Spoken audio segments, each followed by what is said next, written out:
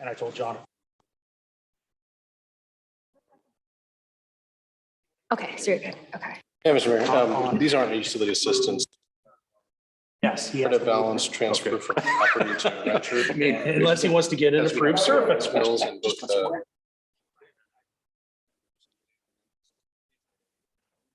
title company that paid. Yeah. Okay. Thank you. Yep. Because the title company paid.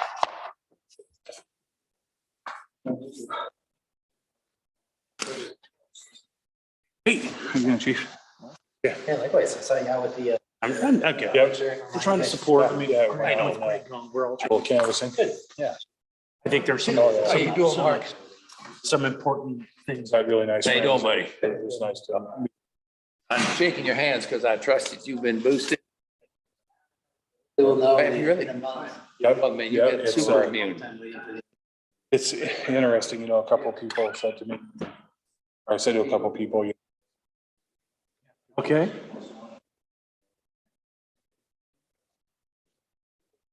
Well, I hope you're,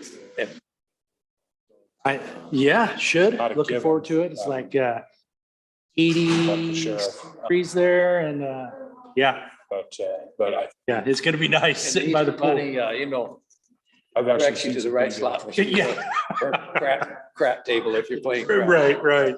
I spent some time with him. He I have, asked no endorsement, and I said, well, I was just,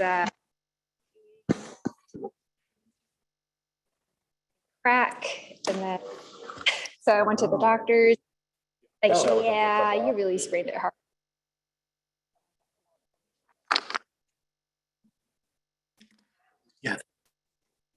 Oh, yeah, no, Yes. Becky said, to me, I'm just glad that I'll actually. you need to write that password down because I tried it one time and the app had kicked me.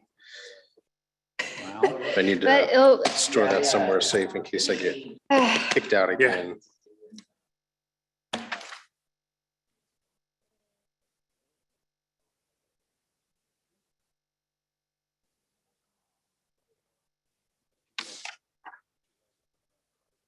Counselor Rios Campos, how you doing? I'm pretty good. How are you? Good, doing good, doing good.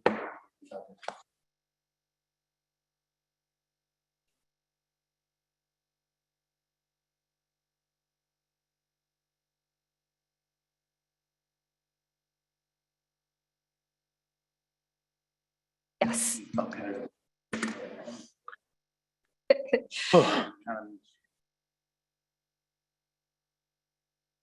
Oh, So, yeah, this week I haven't talk to been. somebody, so what? I'll start back up next week. Yeah. Oh. I'm good, buddy. How are you doing? Is it your Friday night? Yeah, There you this go. week Yeah, you know, my son down in Texas was on patrol and doing that. Now he's back into detectives. Yeah, yeah. And, you know,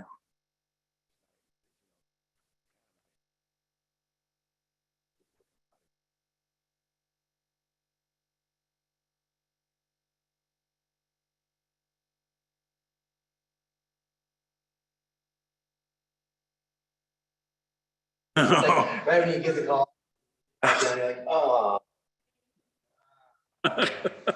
well, is anybody, any fatalities or No. DV?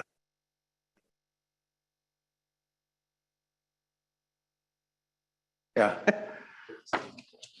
The cousin lives here that started it.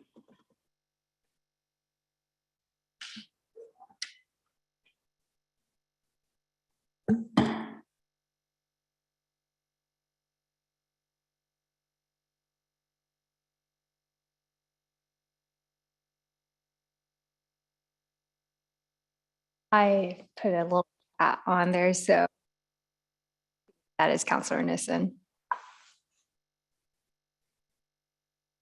Counselor Nissen, hear us? Is that you? It is, and I can hear you. Yes. Thank you, Counselor Nissen. I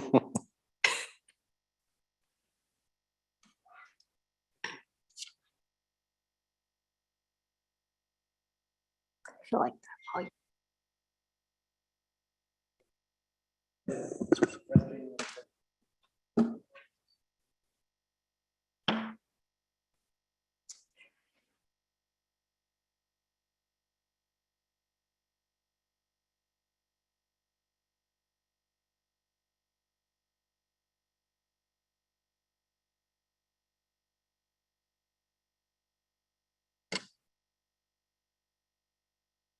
All right, so it's 6 o'clock, so we'll go ahead and call the meeting to order. And do with our land acknowledgement.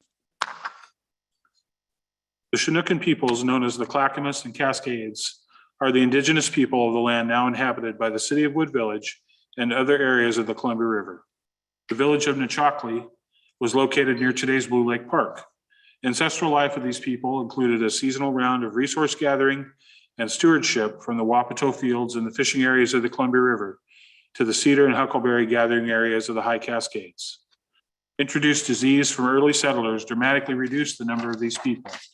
They signed the Willamette Valley Treaty of 1855 with the United States government and were forcibly removed to the Grand Ronde Indian Reservation. We thank the descendants of these tribes for being the original stewards and protectors of these lands since time immemorial. We also acknowledge the systemic policies of genocide, relocation, and assimilation that still impact many indigenous Native American families today.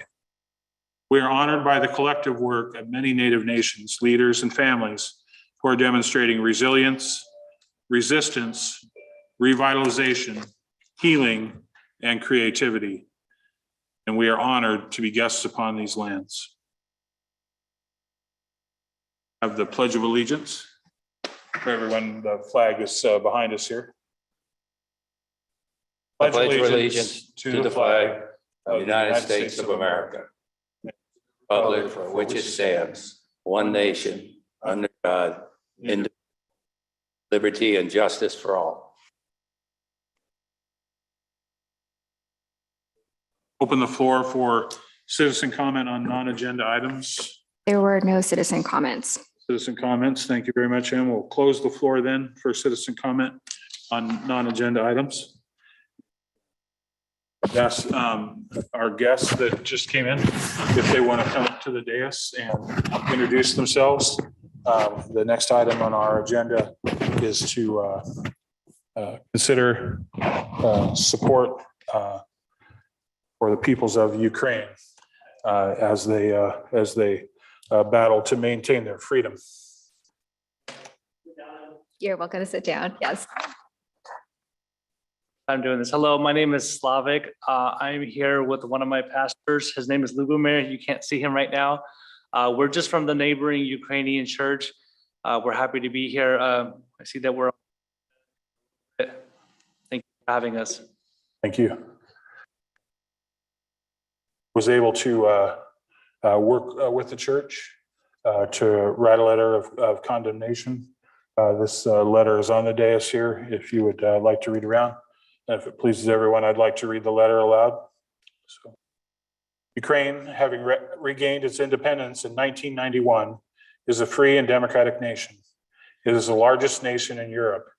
Its existence and contributions to the world's economy and contributions to the world's humanity cannot be denied or erased. The city of Wood Village, Oregon joins the Ukrainian Bible Church, the Ukrainian diaspora, and cities around the world in condemning the vicious, unprovoked Russian attack on Ukraine. We mourn the dead and we turn our hearts and our resources to the 500,000 refugees and 6.7 million Ukrainians who are displaced from their homes.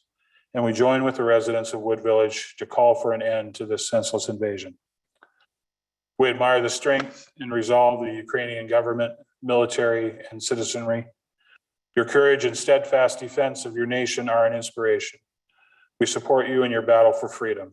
The commitment and dedication of your people to save their country demonstrates that they are determined to live free from oppression. Ukraine has shown a high moral and spiritual upbringing through the way this attack has unified people across the country and around the world to pray and support each other. We stand with those in Ukraine who decided to resist military activity nonviolently, and those in Russia who took the stand against the war and openly opposed the Russian military intervention in Ukraine. And I've signed that letter, and we will have the letter in our upcoming newsletter that goes out to everyone in our city. And I've also been in frequent contact with a number of mayors on the Oregon Mayors Association email chain, asking questions about what folks are doing in Ukraine. So we'll send a letter to the Oregon Mayor, also to the League of Oregon Cities. Slavik, if you could you come back up and maybe fill us in on the resources that you've been able to collect, who you've been partnering with, and and where those resources are going? Okay, please.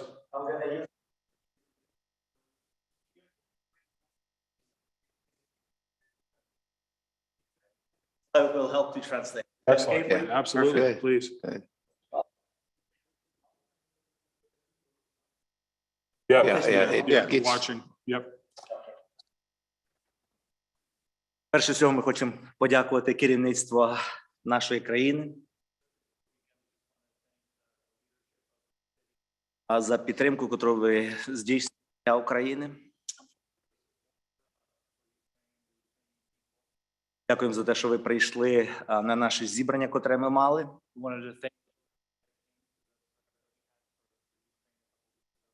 Це зібрання дивилися люди навіть на Україні. you or people І вони бачили вас, хто були присутні. Дякуємо за це. and they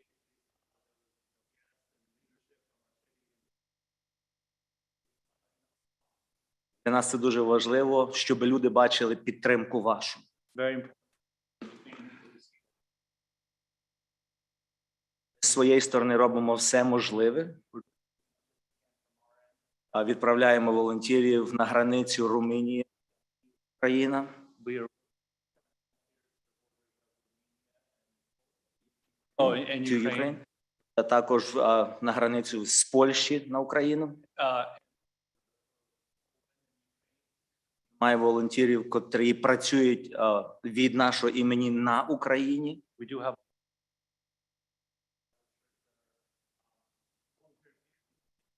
health.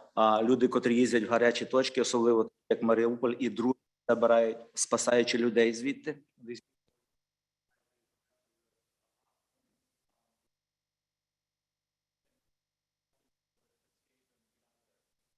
Так само наші люди почали їхати служити на границі в Тихуані.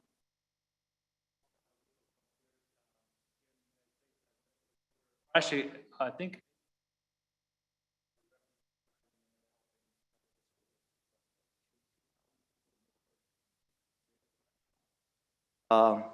Я їду особисто туди.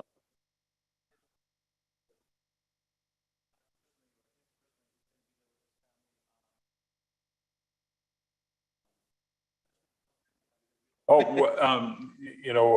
I think what we want to get to in time, I'll probably make the motion. We'd like to contribute to your efforts. We've heard about work that you've been doing with other community partners, including like the Gresham Chamber of Commerce and Best Wills, where you had put together pallets of supplies and resources. And we want to contribute to that. Giving directly to the church is a little bit problematic legally. So we would need to work with you in order to find out where we could send the money. While it's unusual for the mayor to make motions, I think that I would like to move at this time. We contribute $1,000 of council discretionary funds, ongoing efforts. I'd second that. Okay, we have a motion and a second. All those in favor? Aye. Aye. Thank you, Council. Council President Nissen's on the phone today. So it's unanimous and make arrangements to very much. We appreciate it. I was down at your fundraiser. My wife and I went in there, yes. And certainly I just saw your congregation and others that were there spirited and with a dedication to what they're doing in raising those funds. I certainly was pleased to make a contribution, but I was also pleased to come out of there with a dinner. And it was a delicious dinner. Yes. Just making notes, I believe 22nd. Okay. So we're gonna inform you because I think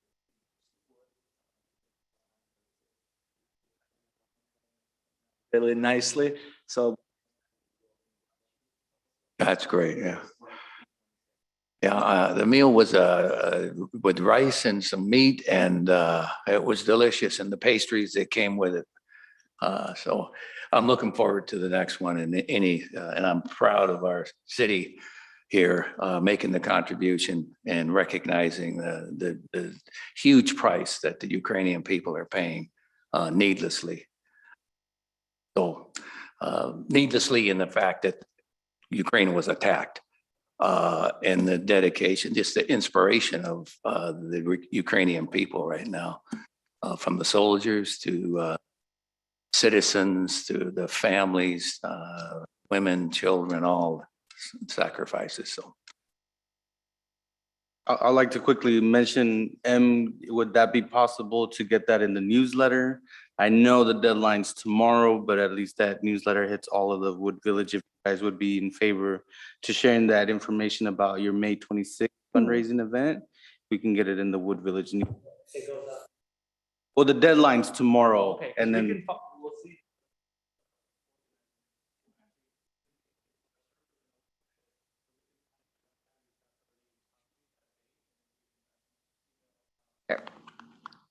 and if not, if we don't make the newsletter, we could put it on the website. Yep, yeah, we definitely put it on the Okay, website. yeah.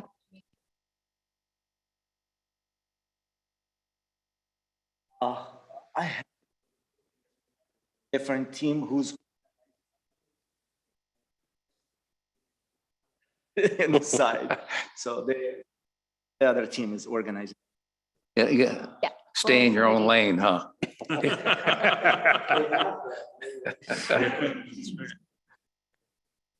Everybody busy. Our time is up, or I guess I just want.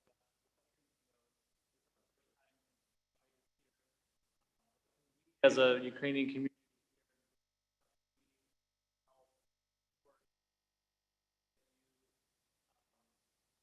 Help. All of our community events need volunteers. You can actually out a schedule of the entire year that you could share out with the congregation. Certainly, we would like to be up to date on perspective and have other better articles, you know, where updates on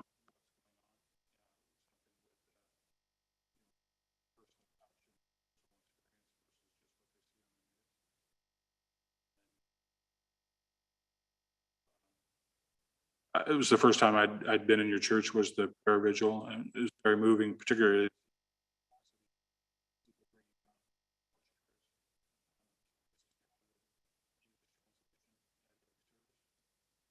Every Sunday.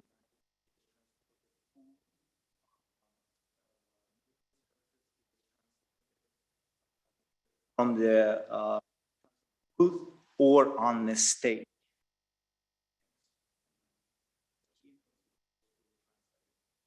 we might want to bring that up.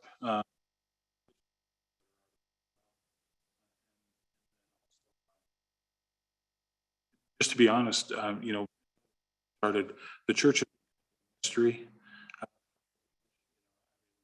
Said that take like community surveys there.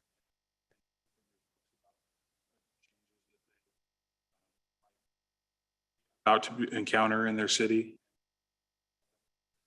Changes would they like to see? We would like to forge a partnership.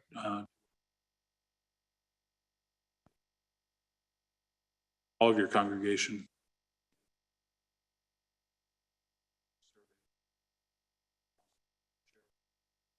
Schedule of coming up this month on House Bill 2011.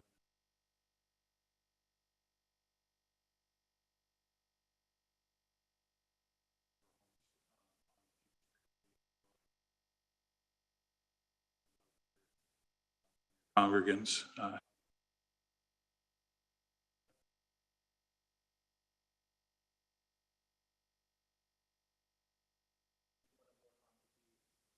Not a mystery anymore. One of the reasons is because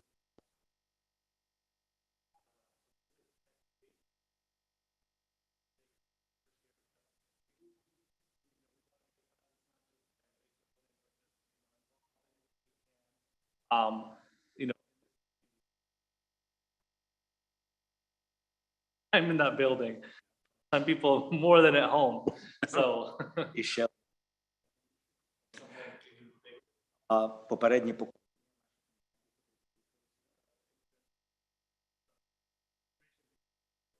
багато з них і по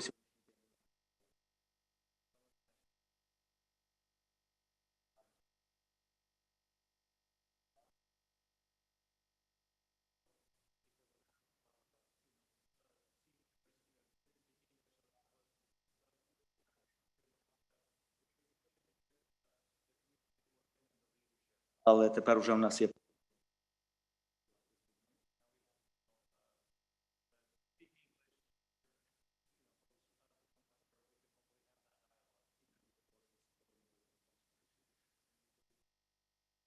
Not only do they speak English,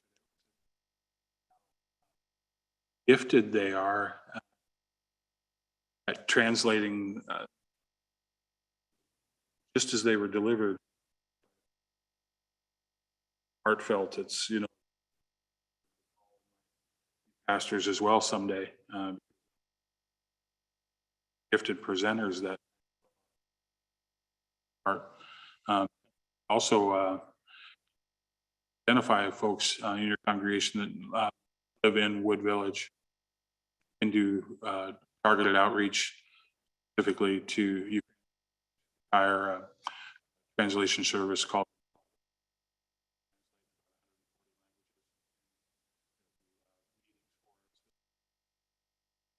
documents.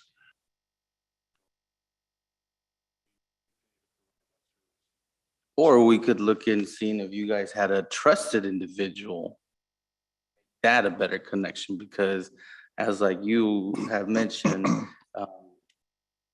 first generations traditionally don't pick up the language as quickly. In my culture, the same. And so, you know, as this Linguava is still a great service, you know, sometimes you need that trusted individual.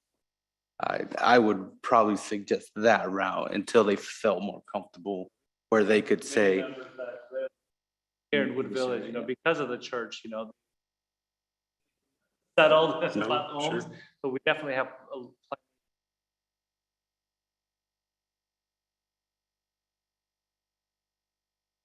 Well, I hope this is the beginning of a building of a relationship and a partnership. And unfortunately, it's based on a war, but let's try to make the best of it. And as the mayor has said, a partnership with this city, and you may have a similar relationship with the city of Fairview, but we certainly want to move, and we're motivated to work with you.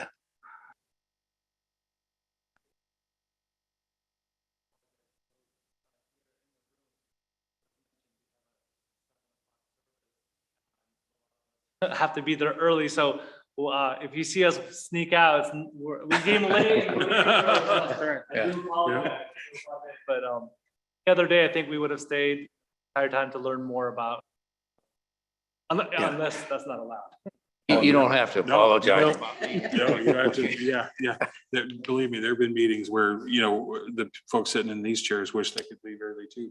But it's. So, but definitely, we would love for you to come back to future meetings. Don't have to be on the agenda.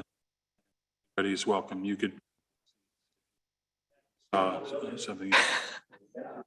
I was going to that right on the corner. Oops. It's gone.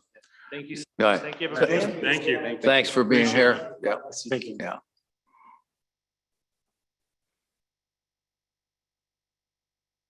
That we have the public safety report with Chief Hackler. Appreciate you guys having me again. Did want to say also, not only do we need volunteers at our community events, we also hate to come to any of them. Thank you again for having me tonight. Start with the public safety report. I emailed it to Greg, and I know that Greg is on the ball, so I'm sure he still emailed it out. So Couple things we'll go through on the calls for service. A couple things I wanted to point out on the negative side. You can see the number of thefts for the month. We're at 39 versus 17 for the previous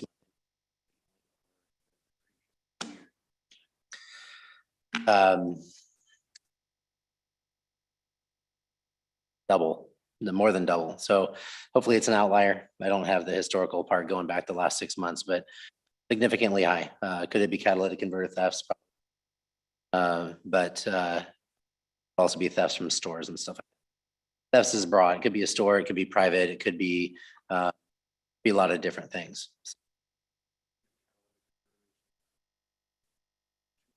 Tree Hill have had the hearing a lot of law that the legislature.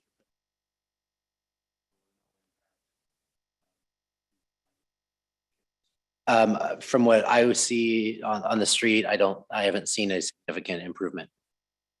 So I without data to back it up, but just my opinion, I would say that would be a fairly accurate statement. On a good note, traffic stops are up significantly, all self-initiated usually. I know that I've been working with the patrol folks, you know, as you guys are well aware of our situation, to see that large of an increase in 1 month. Excited that they're still active in this environment, still an advocate in proactive policing. So,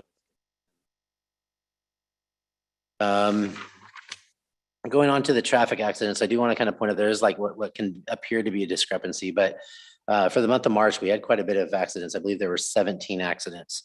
On the other report, there's a traffic accident analysis in brief where it says that there are only 8 reported traffic accidents in the village, but yet we're saying that there was like 17 for just the month. Difference of that is we have certain requirements on when we write a report, financial amount, if there's an injury or. So these 8 reported traffic accidents, those are eight traffic accidents that report. The other ones could be somebody opened their door and it dinged my door and I don't know who it was.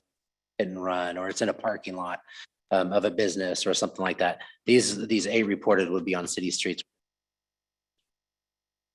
So there are more on the month. You see a lot of them are down at the 238, 235 in Sandy area, Park Lane area. Private businesses, kind of stuff down there. So if that popped up on anybody's radar, that's the explanation for why though.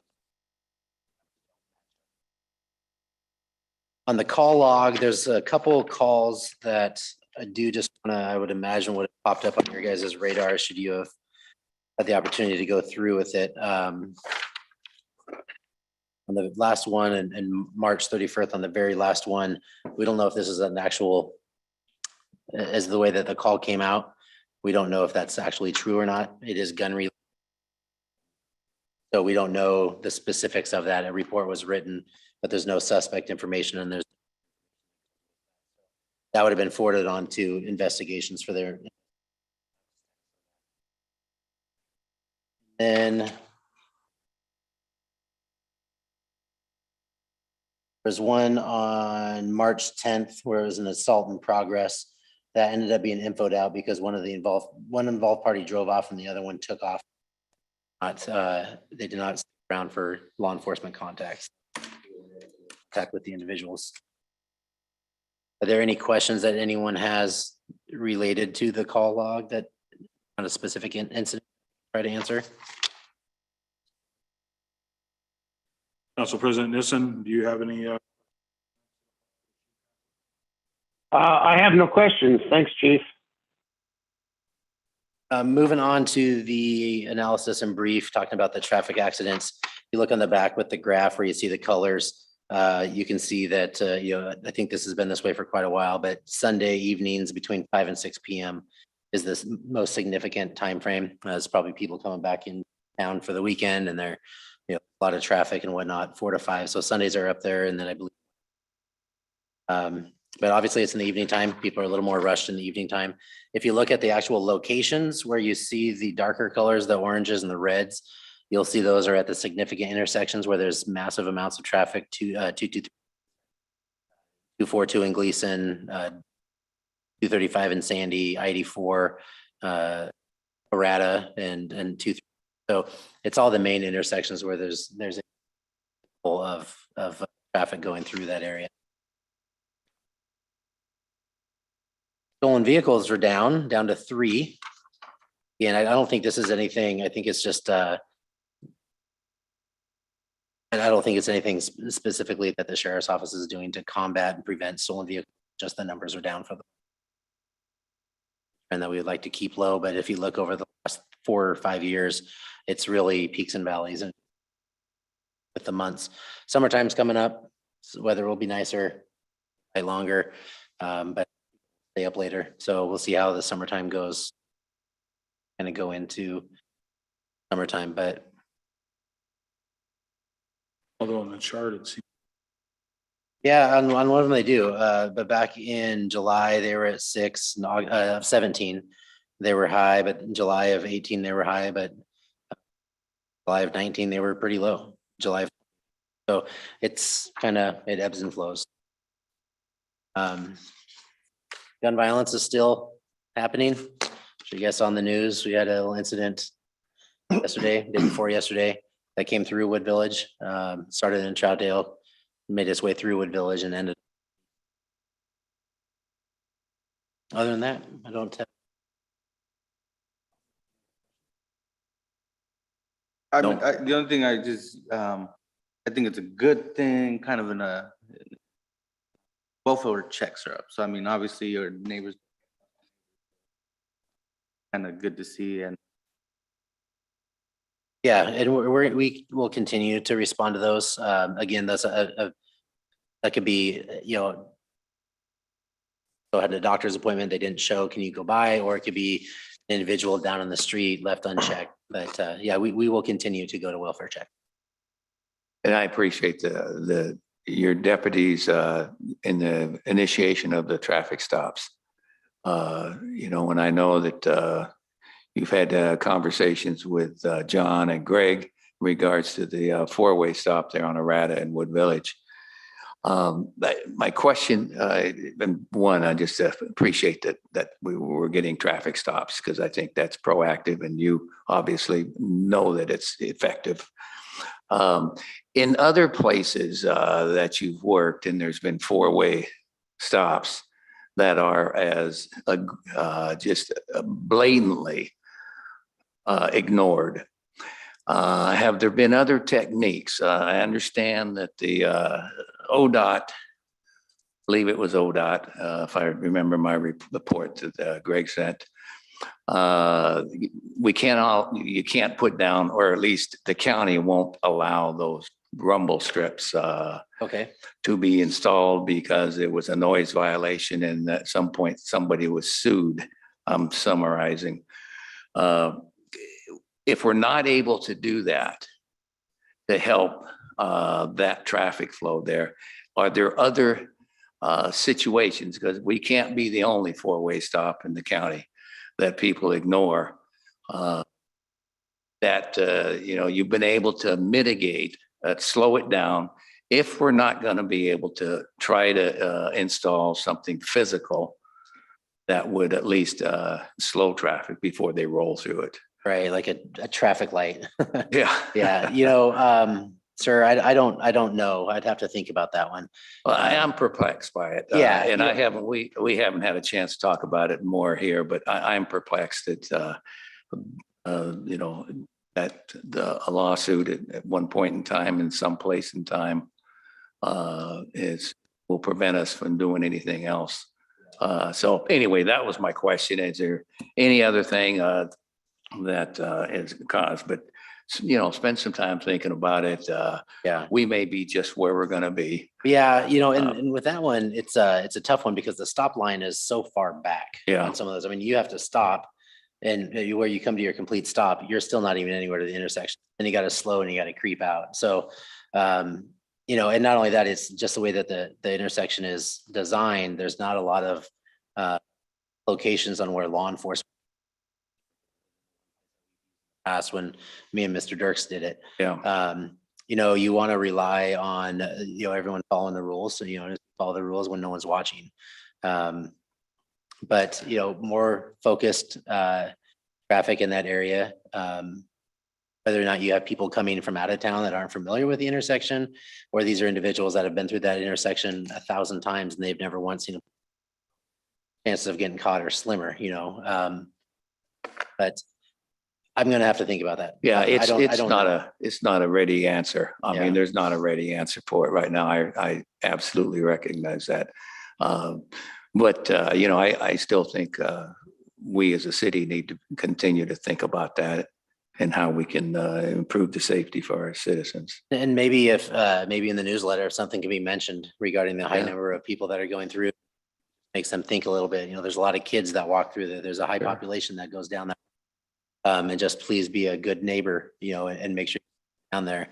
You know, and that intersection's just down from where we did the pedestrian Yeah. crosswalk thing. And I was floored at how high those numbers were. And we were gonna do another one today, but due to staffing at the overlap, we didn't moved it back till later on this month. So we're still Yeah. planning on doing the crosswalk stuff. And that hopefully will lead up to more compliance in the Yeah, intersection. and I don't know whether I've seen them before, like the sandwich boards, they're temporary, they sit out by crosswalks. I don't know how long it'd last, but Yeah. but I know I've seen that also in safety zones. But again, it's not a quick answer and I didn't expect you to have one. I just want to keep it all of us thinking about that. You know, and that might be, I mean, that's a cheap way to, something to try, Yeah. you know, put Yeah. something out there and If we can't get any help from other jurisdictions to help try to mitigate those, then we're gonna have to do something. And if it's a sandwich board that's got, you know, appropriate language on there. Anyway, I appreciate it and the work that you guys are doing all the time. Saturday. You have bills paid. Does anybody have any questions or comments either on the top sheet or the list? That I have one question. I know we had, a previous meeting talked about, when we purchased the fencing for the repair to buy additional panels. That possible or storage the issue and? Storage is the issue right Storage is the now issue. and just really availability to get extras at this point. So, yeah, but we did talk about it and discuss it with folks, the vendor and yeah, then it's storage, you know. What's more important is where is that going to go? Is it outside? Then it's going to get weathered and, you know, we're kind of battling that. How long did it take us to get those? I gotta buy 2 of them. The spec rail Yeah, or the the spec. spec rail, that was the one that took the longest. Yeah, they still supplying us. They do. They do. Okay, so I gotta get 2 more. Did you break some? No, working with my, No, she has some tape up there. yeah, working with my neighbor though, Valley West, and we're gonna put up a little rail fence there between the 2 properties. So anyway.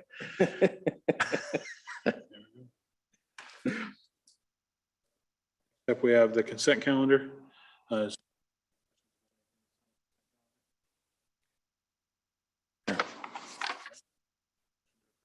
Calendar.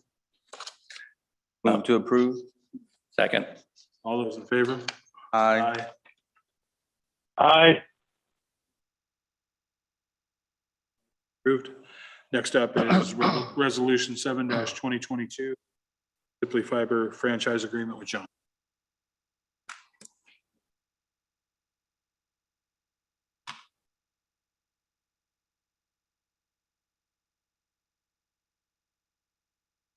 Ziply not send a staffer. Apparently they have one. And credit if you know where Lafayette. Requested that staffer join their meeting tonight. Down by Dundee. Yep. Yeah. All right. Good evening, Mr. Mayor, councilors. How are you doing? So I'm here to present resolution 7-2022, Ziply Fiber. So a little background. So you're probably wondering, well, don't we already have an agreement with Ziply for cable? We do. So, and that's kind of went through, and on this slide, it kind of goes through over the years, how that's went from supplier to supplier, and it's, cable is currently Ziply.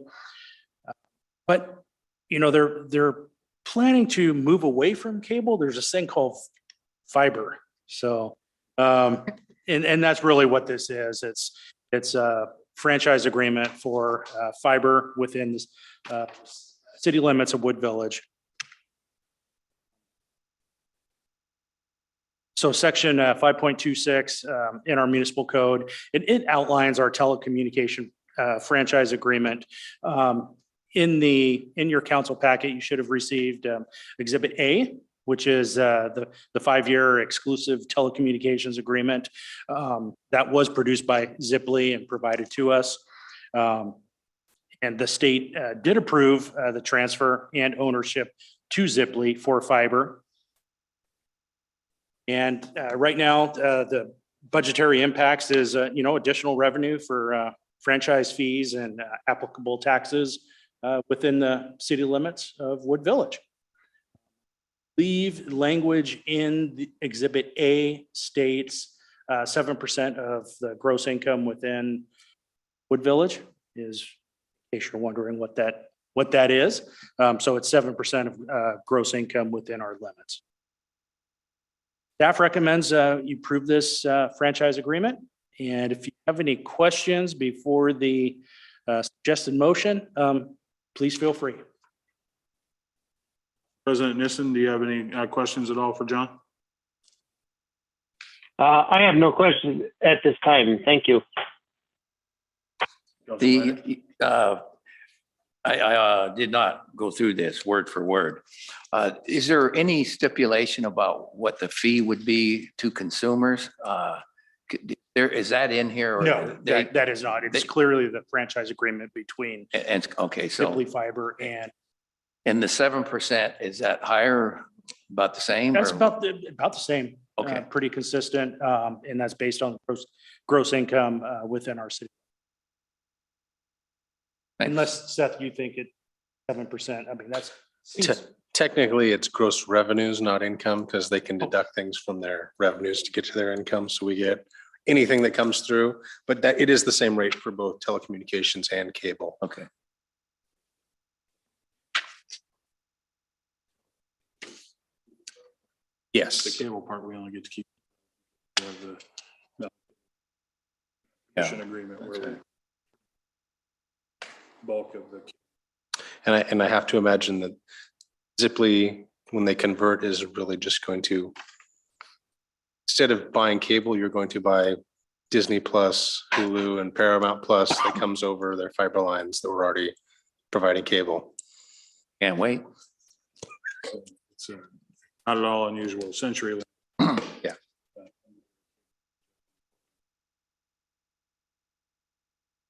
I would Battery might be dead. make a motion. I can still hear you. Please. I'll make a motion that we approve resolution 7-2022, granting non-exclusive telecommunications franchise agreement to Ziply Fiber. Second. Motion and a second. Any more discussion? All those in favor? Aye. Aye. Thank you, John. Thank you, Mr. Mayor and councilors. Nicely presented, John. Next up, discussion on essential worker pay with.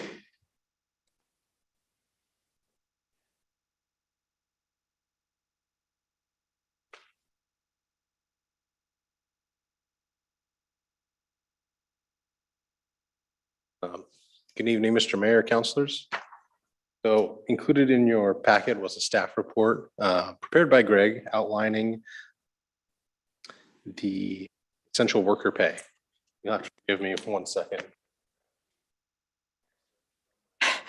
Packet when I sat down. Subsequent presentation.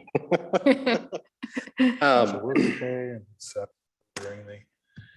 So the The intent behind the essential worker pay is that we want to recognize the additional workload for employees who are here and worked hard to keep the city open for business during the COVID-19 pandemic. So what's been proposed is $100 a month in recognition. Again, when we get together and talk with some of our fellow civil servants within the area, there's a lot of places that shut down completely. I think Gresham just opened their doors for business last month. A lot of places were shut down and we never got to that point. And a lot of that was our staff being flexible to have patrons come in, work with us to develop safety measures when pressure safe building that would allow them to feel safe while continuing to serve. And beyond just that part of it, it's also part of a push to make sure that we are keeping in line with appropriate compensation. One of the things that we also hear is a lot of cities, districts, local governments that are facing staff shortages. They've had a lot of people leave. We've been fortunate where we have not had a lot of turnover. Pandemic. I think a lot of that is driven by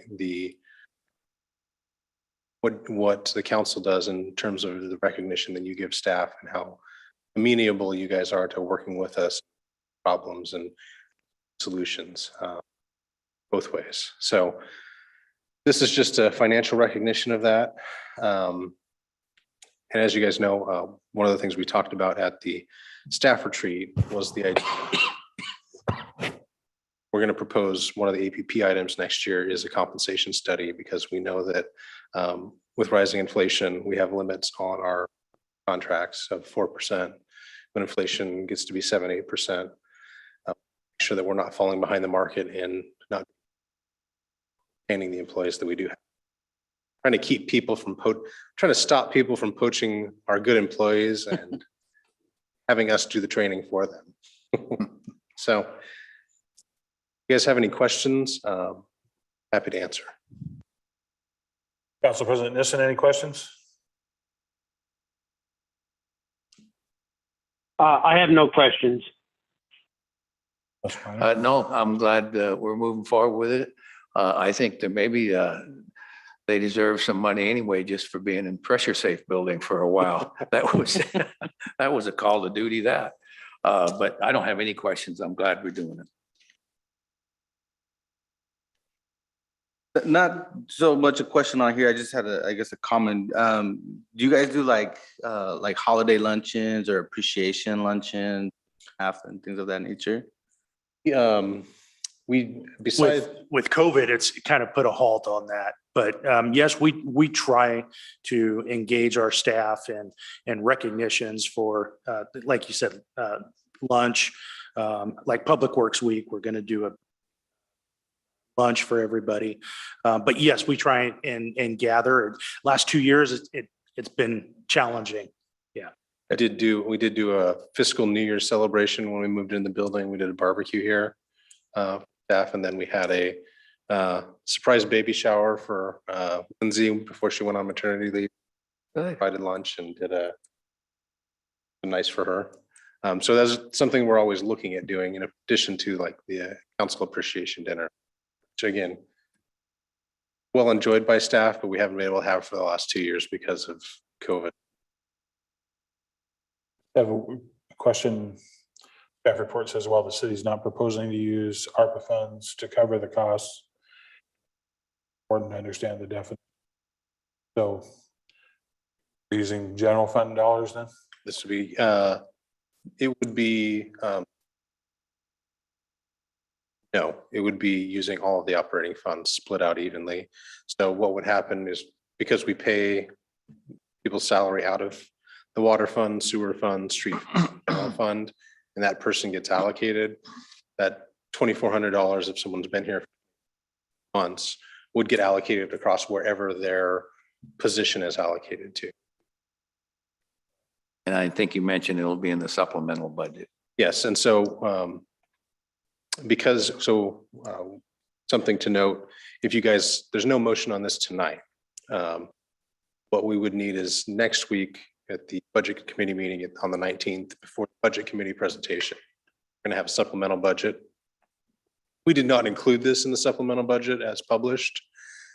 Someone would have to make a motion to end the supplemental budget to include the essential worker pay. We didn't want to put it in and advertise we were doing it before we came and talked to you guys about it. That's Right. a little out of order. Cart before the horse there. We didn't want to do that. So there is, just to clarify, there is a motion, but it's not to approve the dollars. It's approved to have them proposed in the supplemental. budget. Yes. Yeah. We'll put together the package and then someone will have to make a motion in the supplemental budget hearing. And the current motion included in the supplemental budget. I move to approve the one-time essential worker pay as discussed and to include it in the supplemental budget. Second.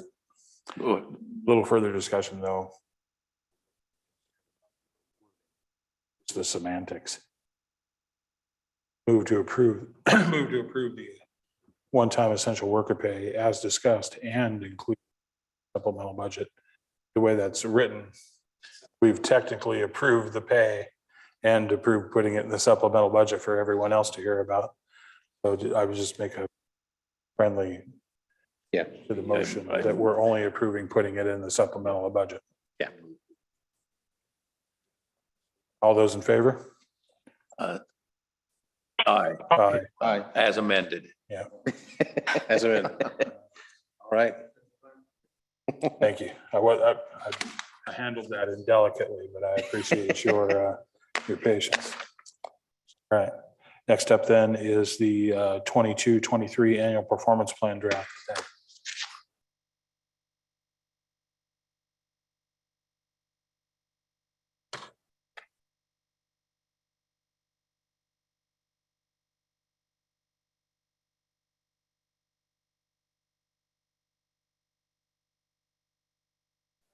Good evening, Mayor and councilors. Today, we are requesting council to review and provide feedback on the fiscal year 22-23 annual performance plan. So just a quick recap, council and management team met on March 5th to discuss APP items at the council retreat. The city manager is responsible to provide the APP and ensure that the city council's goals are achieved, and city council is responsible to adopt the overall strategic direction. APP is designed to consume about 20% of staff's capacity to complete the identified objectives. So the APP table, it's required to include the following items: city goals, objectives that will be achieved during the year, responsible staff that is assigned to make sure that these objectives are achieved, and the targeted date. Going to go straight to the city goals. So city goal number 1, council identified 4 objectives.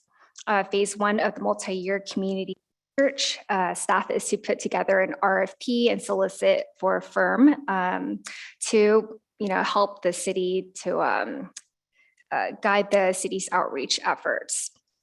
And then we are to conduct the outreach and feasibility on the 238th SOD program. This is to revisit 2019 program and kind of double check and see if our community is still interested in this program.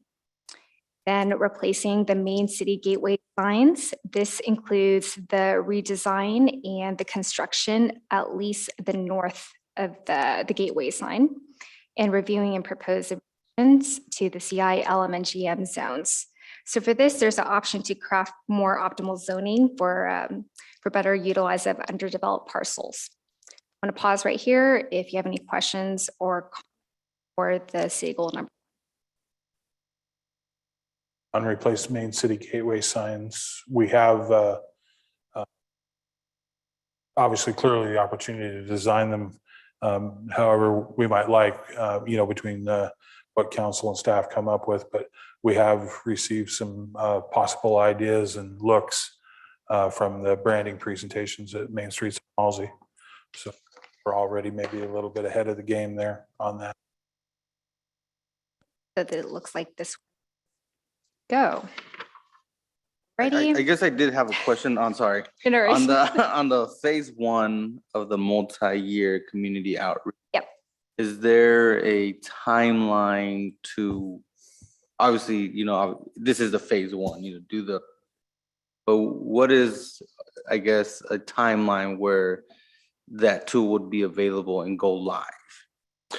So typically, this process from start to finish would take anywhere between 18 or months, and that's after we have selected a firm. It takes about that long. You need a couple months to kind of put together the survey, then to conduct the survey, to digest the results, and then to go back out again and do more targeted community outreach based on the survey. And then ultimately what we want to end up with are some action items that we have vetted with the community of what their priorities are and what we need to look at going forward. But that's, when we say phase one, it's probably going to be a 2-year, but that 2 years might fall over a couple of fiscal years, might fall over 3. But a lot of that's going to depend on the firm, and, you know, we get back from the survey, everything's great and you guys don't need to do anything else, then maybe we're done. But I hope we don't go too long if they come back and say everything needs to change. But yeah. For the MACRC, when they did the community ascertainment for the new rights of way agreement with Comcast, they did that study, and it took about 18 months. Part of that time was firm selection, and formed a subcommittee of members where that firm sat down with us, go over the types of sort of scientific data we might, what questions that we would. So, you know, we did come up part of the programming, and imagine that any firm we hire is going to, what do we want to learn? You know, what we might learn. And then, and so is this kind of like, come the new fiscal year, this is something staff is going to be, we're going to prioritize this. Would this be priority number 1, or would it fall in line with like kind of seeing where everybody else falls? And I guess my, you know, a concern of mine is that, like you're mentioning, to not prolong it longer than it needs to, right? And use it as a momentum building where we're starting to create a relationship with the Ukrainian. I think, you know, take long for certain things could, you know, hinder the possibility of strengthening a partnership or relationship with our community. All of our children are our favorite. Yes.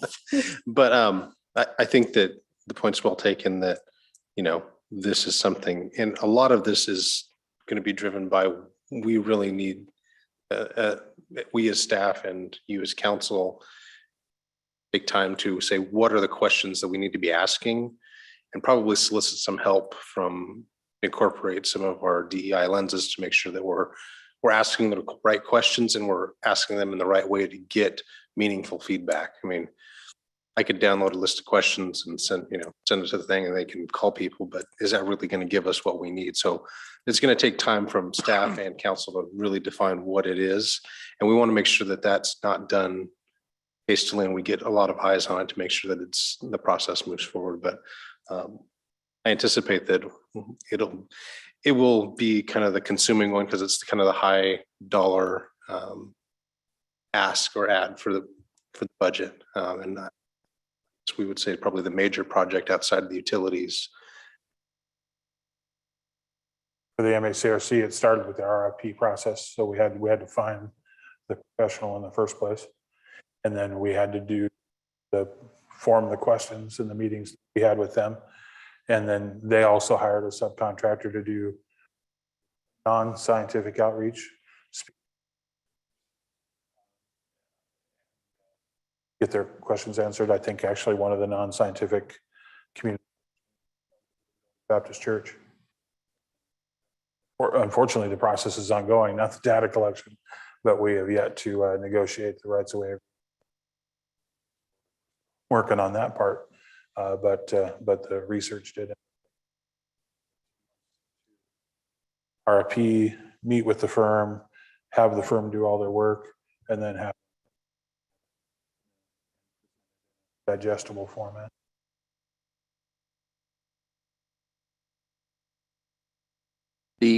Well, again, yeah, it does take some time.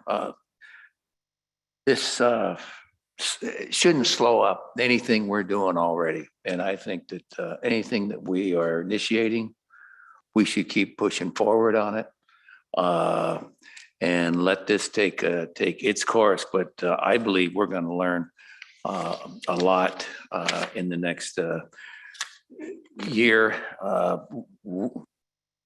with or without this. I think the work that we're doing here, we're learning how to do that work better. We're asking the right questions. Yeah, I don't want to see this belabored. We want to see the results. Is there, as we get going with this, I do hope that it'll be inclusive of council also in the formations of questions or thoughts of how this is going to be proceed. So, yeah, they got to be the right questions so you don't get the answers that are going to help you. You can, and They've got to be set up and they've got to be asked in different ways with different group settings, and it does take some time. That, thank you. Any other questions or comments on this for city goal number 1?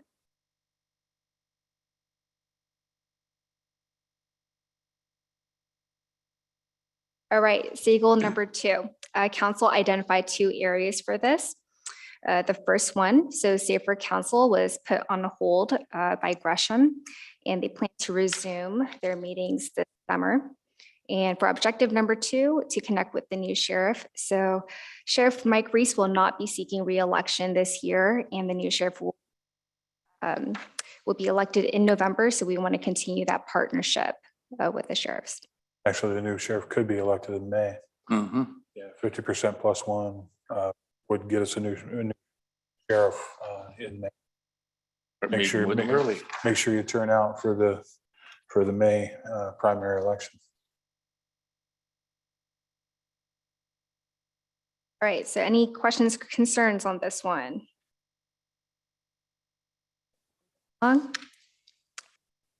Goal number 3, 1 area was identified, and that's the ARPA fund allocation and project selection. So once the master plans are completed, the remaining funds can be utilized for utility projects based on the priorities of the master plan. That 800K remaining, that's how long do we have to wait till we would get the rest of that portion of that 800K? So we got the first check, I think in August, and we'll be getting the second check. Should be getting the second check anytime now. Okay, good. Yeah, it's with, I think it was somewhere, but I think it was 9 or 12 months after the first one. So we should have the cash in hand early next fiscal. That makes the planning a lot.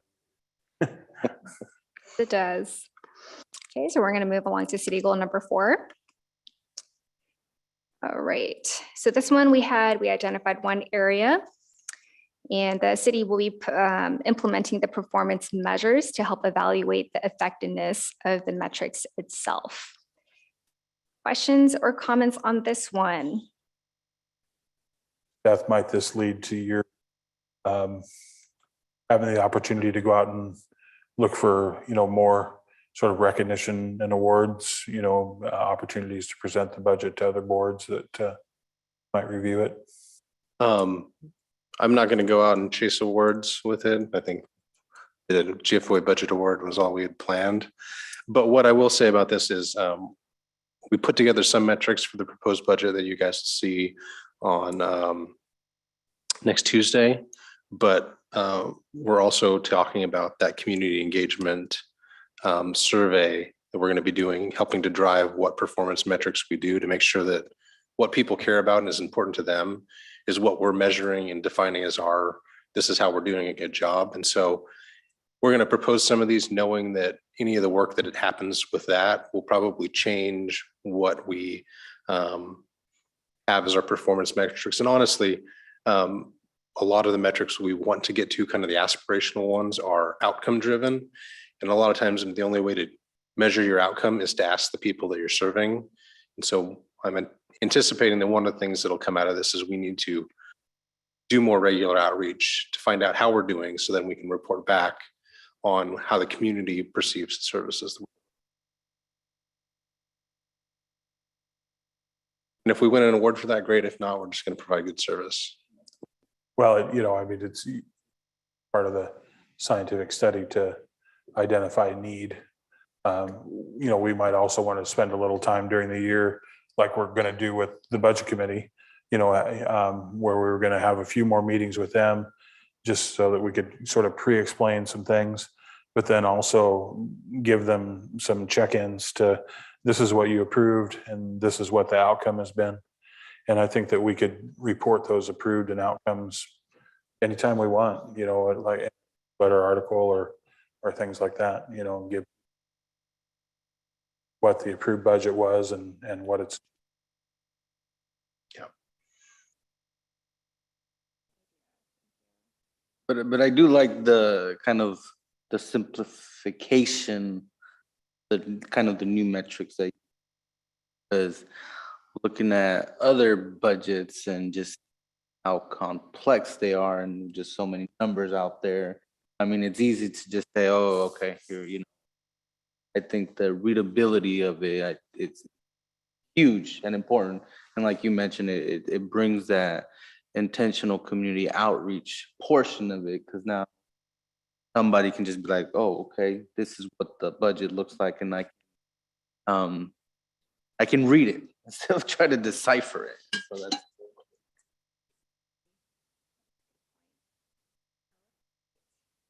We're going to go to city goal number 5.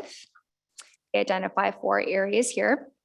The first is staff EDI training, which we're going to continue to work on EDI to ensure that the organization is fair, equitable, and inclusive. We are going to continue doing our all staff training. We do that twice a year, and that is in April and October. And all staff team building, which is going to be once per year, and we're identifying that around springtime. Training is to be discussed. And as Seth mentioned earlier, we are due to do an all staff compensation analysis that usually happens every 3 years. So the last time that we did this analysis was in 2019. Questions or comments? Equity, diversity, and inclusion training. I think we've already had a couple of council discussions where we have determined that we had a great appreciation for folks that have come in and that we've learned a lot, but that maybe the next step, instead of another, I suppose, sort of lecture or seminar, for lack of a better word, that we start inviting targeted groups, Latino Network or Apano, to come in and talk about objectives and goals that they have maybe for our city or our region, how we might partner in the achievement of.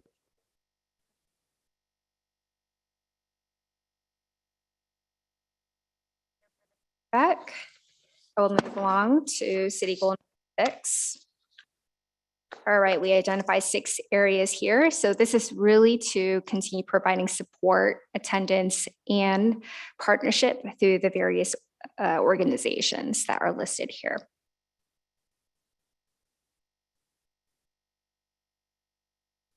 You know what, I guess I'm following the bullets in my printed copy here. So I have a question back to the, you don't have to go back to the last one, but to the last goal 5. But all staff compensation analysis, okay. Just to comment on that, and when I heard it earlier, it is real important to stay as we do these compensation analysis. I don't want us to slip behind. You're always got to be comparing it, because to play catch up is really expensive. And I want to see us, if we need to make some adjustments with our personnel budget, I want to see us do it in a timely manner and not get caught when you're 9 or 10 or 11% behind other cities in comparable positions. So that's. And I think that's why it's important, and I feel the council feels it's important too, that we don't fall behind, knowing that if you last year, providing a 4% where actuals was 7 to 10%. Yeah, well, You continue that over 2-3 years and folks are going to leave. Yeah, I think this will be the second time where this has been the benchmarking exercise that we've done in the time that I've been on council, and in the past, staff was always really good about, cities our size, but also our neighbors. We're part of the comparison as well, Gresham included, because we know that that's, sort of the first big city in the chain that we would lose people to. And I think that, this time around, not only compensation analysis to how well are we paying people, and are we paying them well enough to both honor their work and, retain them, not lose them to the competition. But then also maybe look at to where we may not need staff. For instance, if it was less expensive in the long run to continue to contract with Cultivate Initiatives to maintain the park, as opposed to hiring a groundskeeper again, particularly with the push from the union to include the groundskeeper in the bargaining unit. It might be cheaper just never to hire one again. Right. So I think that should be part of the analysis as well. In the analysis, again, we have the right concept in my mind here, what we're doing. All staff compensation analysis is good, but it's really about recruiting, training, and retaining. And that may include something other than compensation or salary. So I like to look at it as a much broader effort and a philosophy of how we're going to attract people and keep them here. So, And we really, we would feel the same way. You guys have let us know that that's one of your priorities. And I think since I've been here, we've gone to enabling telework, going to a 980 schedule, trying to offer our staff some more flexibility. You change the longevity incentive. And I think that over the course of the next couple months, Greg will be bringing 1 or 2 other things that we think might be low hanging fruit as a way to try and make sure that our employees know that we appreciate them and that we're trying to do what we can within our financial constraints to make their lives easier. Or maybe some more emphasis too on training and just educational opportunities. It's the old adage, we pay so much to train them and then we lose them. But what if we didn't pay a lot to train them and they stayed? Yeah. So, yeah. Would this analysis also be like, and probably not big, like their job description in a way? I know being a smaller municipality, folks, wear multiple hats. So, that's, and sometimes can be, the overwhelming part, just having so many moving that you're a part of. Is that part of this as well? Yeah, for this analysis, we on the wage, benefits, and insurance, but that could also be looked at too. Just because, again, over the last 2 years, burnout is, it's real. And so especially folks that wear multiple hats, can feel the pressure. that, sometimes is monetary compensation really worth it? Or it's something else, more comparable where, maybe less responsibilities are at hand, but I think it's something to consider, just because again, that also comes to the piece of retention. Someone's just tasked with so many things. That could be a reason why someone say, well, other place, I might not make as much, but I also don't have as much on my plate. Thank you all for the It can great also be used as feedback. a recruiting tool though, because it's like you go to Gresham to make $10,000 a year more, but all you get to do is drive a street sweeper. It's Change a hard- meter. Yeah, it's hard to, hero. It's hard to, step outside your lane to create something that can get you the incentive, the compensation that we give for people that build good things for the city. So being able to do more than just one thing could be a selling point as well. Alrighty, thank you everyone for the wonderful feedback. So we're going to move forward. We went over 6 and there was no questions or comments on this one. So we're going to move. Well, I did have one Okay. question. Go ahead. And maybe this is probably not a part of it, but looking at the TGM Main Street on Yeah. Halsey, and just kind of that whole branding that the Main Streets on Halsey is doing, and knowing that our neighboring cities have done branding for the city, is that something that we as a city have thought about doing and kind of updating, and would it fit within that?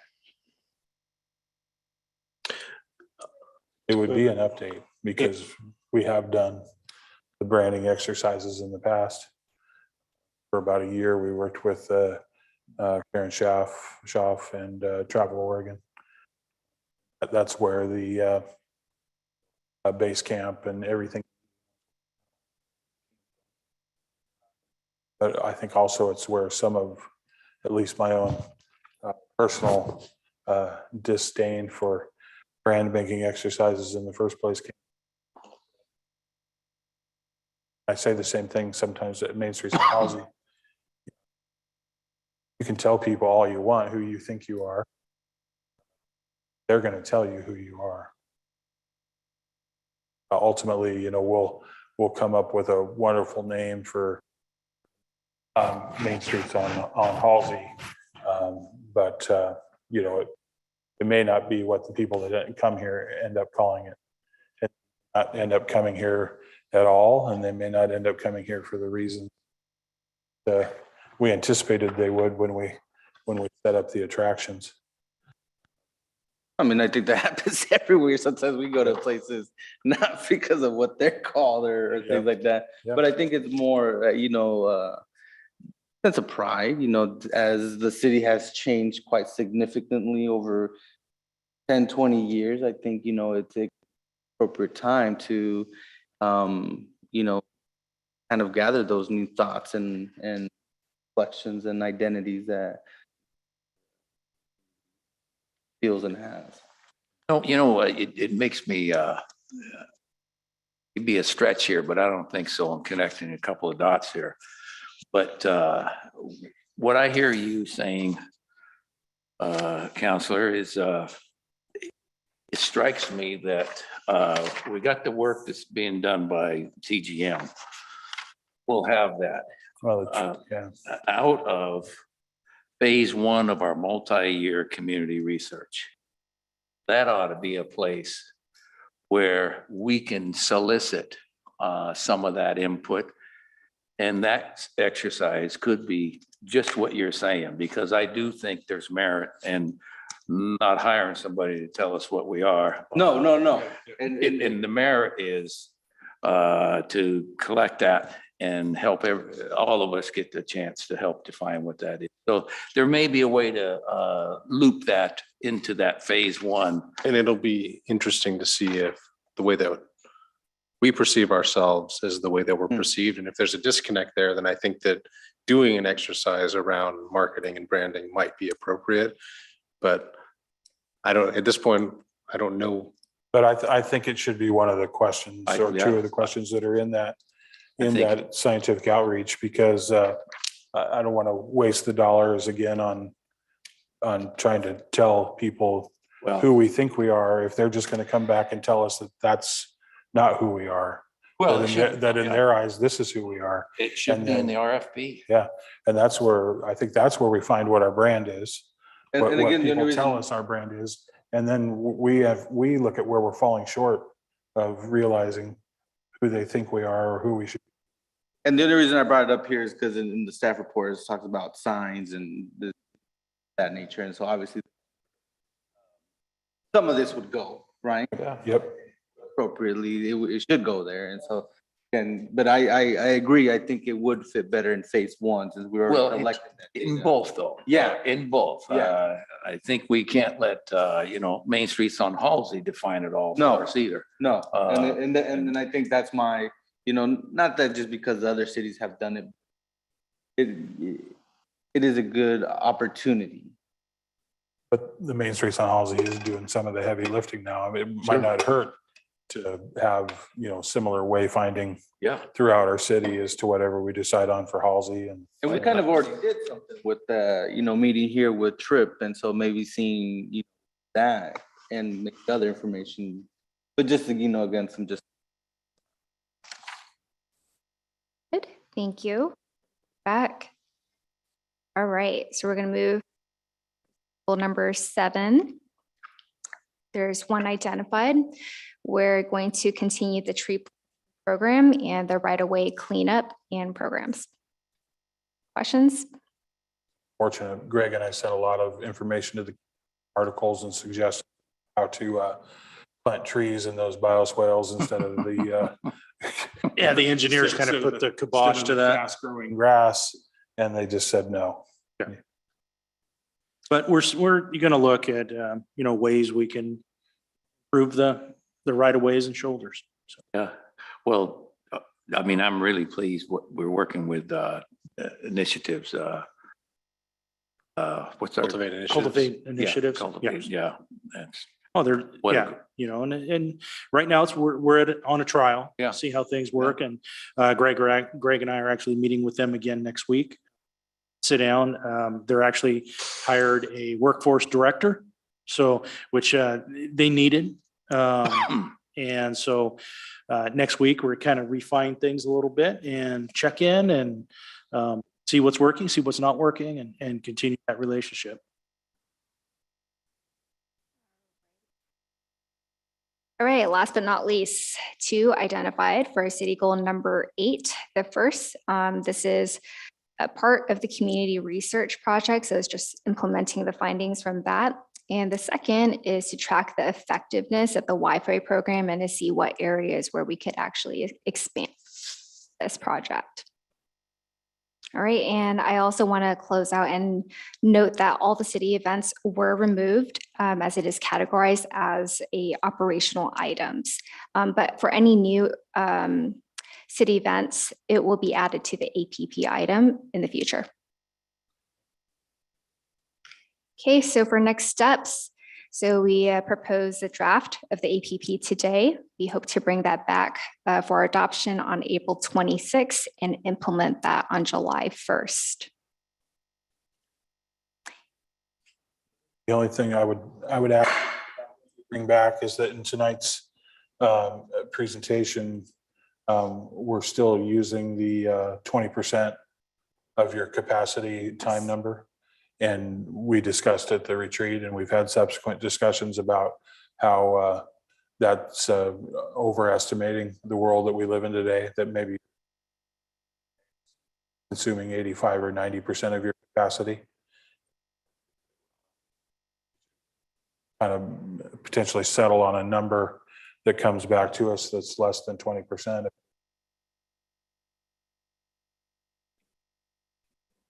talk about that.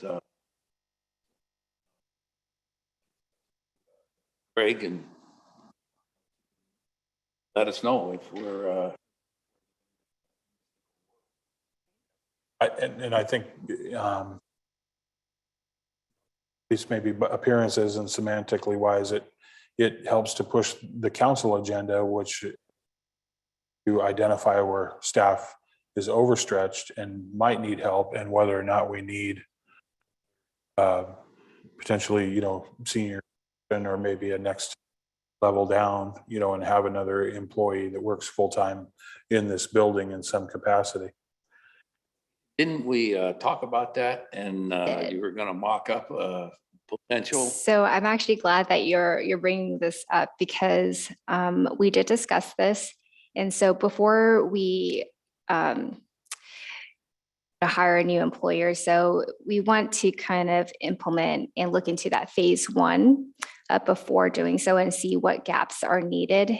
So that when we identify if that is something to look into, we will definitely consider that. All We want to make right. sure we have what they're doing in their job description nailed down. I think that addresses this 20%. A community outreach Yes. individual, I think is, I've had that same discussion with Greg, at least that. I'll just throw that out there. At least that's half Community half their time. And the other discussion that Greg and I have had, and it's a discussion that Councilor Minor and I had offline as well, is that changing some of our code enforcement efforts from responding to complaints to being more proactive about cleaning up obvious things. And so outreach type stuff, and then it could also potentially be our code enforcement person if we wanted to be a little bit more aggressive about identifying problems on our own and solve as opposed to waiting for a complaint. Yeah, and I think especially with some upcoming conversations about tiny RVs.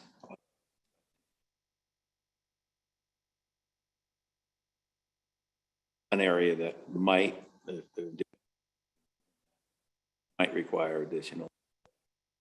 I Absolutely. just think other areas, surveys or event support, great opportunities. Also, providing Yeah. resources and stuff. Yeah.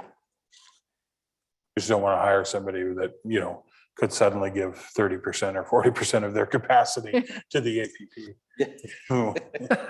Yeah, I appreciate it. I'll take that feedback.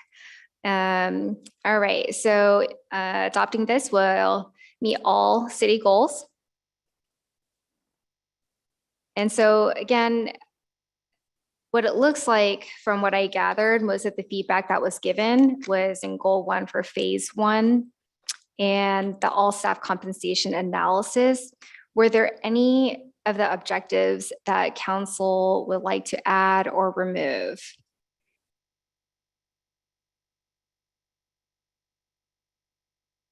Council President Nissen out there on the phones, do you have any comments, anything you don't like about the proposed plan? I have nothing.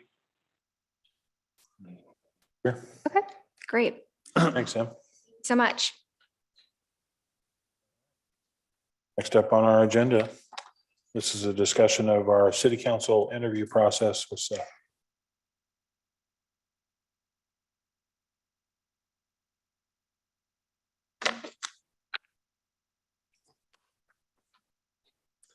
Mr. Mayor, councilors. We have before you a staff report. They some information that will hopefully inform your discussion tonight about the process. Couple things to point out. Chapter 29 of the code covers the vacancy retires or resigns in the middle of their term. Council can, depending on the timing, either appoint someone to fill out the rest of that term or fill out the term until the next. In this case, the person will be filling out the term until the November election. The charter does not specify what that process looks like. There, and really it is council to direct staff how you would like that process to go. What's included in your staff report is the questions that were asked the last time we went through the process, as well as questions from the League of Oregon Cities on things that areas to take a look at kind of as a best practice what others had done when looking at vacancies. I would also like to point out that it is not required that the council appoint someone. That's always always at your discretion. And you could just leave it open until November. One legal issue is that any discussion or deliberation or actions related to council position has to be done in an open public meeting. It can't be done in session. So the entire question, answer, scoring, evaluation process take place in a public meeting. Finally, we have 4 applicants for the position. Tentatively, we have scheduled the 26th council meeting to do. One of the interviewees will not be able to make that. This person is visiting one of the many Disney properties that week. So we'll be, I don't know if it's Disneyland or Disney World, knows which one. But so this person will be unavailable. Obviously, council could decide that the scheduling conflict prohibits the person from being in the selection. You could try and interview this person at another time. Could be done later. It could also be done, we could also reach out and see if that person's available at the either before or after your budget meeting on the 19th. So that then you could do it at that point. Do any of the remaining candidates, they're still a part of the process on the 26th, and then make a decision on the 26th. Technical, logistical issue that Yeah, okay, well, that's probably part of our process discussion here. Is the date of the person's gonna be gone, how close is it to? I just had a clarifying, is it May 26th we're doing it or April 26th? April April. 26th. Oh, Yeah. Did I say April May? 26th. Kind of threw me off there, so. Been in the right year. Also. We may not know the answer to that question, but that could help us to. But anyway. And to answer your question, John, do we know that She is gone from the 26th to the 5th of May. My suggestion would be that we put it off till the first meeting in May. Still interview all 4 concurrently, because I think that that's the best way to compare and contrast, as opposed to having to do one person. I'm supportive of that. I just want to make sure that the person is not included. And we're going to create our own timeline for it. So I would concur that have them all 4 here. Well, and as Seth pointed out, I mean, the timeline is really up to us. We could wait until November, but there's a real danger in that to people that might bring business before us, because a tie is the same as a loss. And so I think it's important to the, people that are coming to us to ask for a decision that we be an odd number as quick as possible. But it's the first time we've actually had really a robust group of people to select from. Have a good deal of experience in city government, time on the city council, and so I think that we need to include them all in the process. But I think we see all of them at the same time. Benefits them and us. That makes sense. And I really overall say this because I firmly believe it in hiring. Hiring is one of your greatest outreach exercises that personalizes people's connection to your organization. Better you do that, better the results will be. Other people want to participate in your organization. How we handle this, I think, is very important, and we handle it so that when done with this interview process, all 4 individuals say to themselves, I've been treated fairly, respectfully, and I'd really like to be involved in that city. That's what I believe we want as one of the main exercise. It's a great opportunity for us. We need to go over the questions too, see if they're the right ones, if they're enough. You know, do we need to add to them? That's something we probably ought to do right now.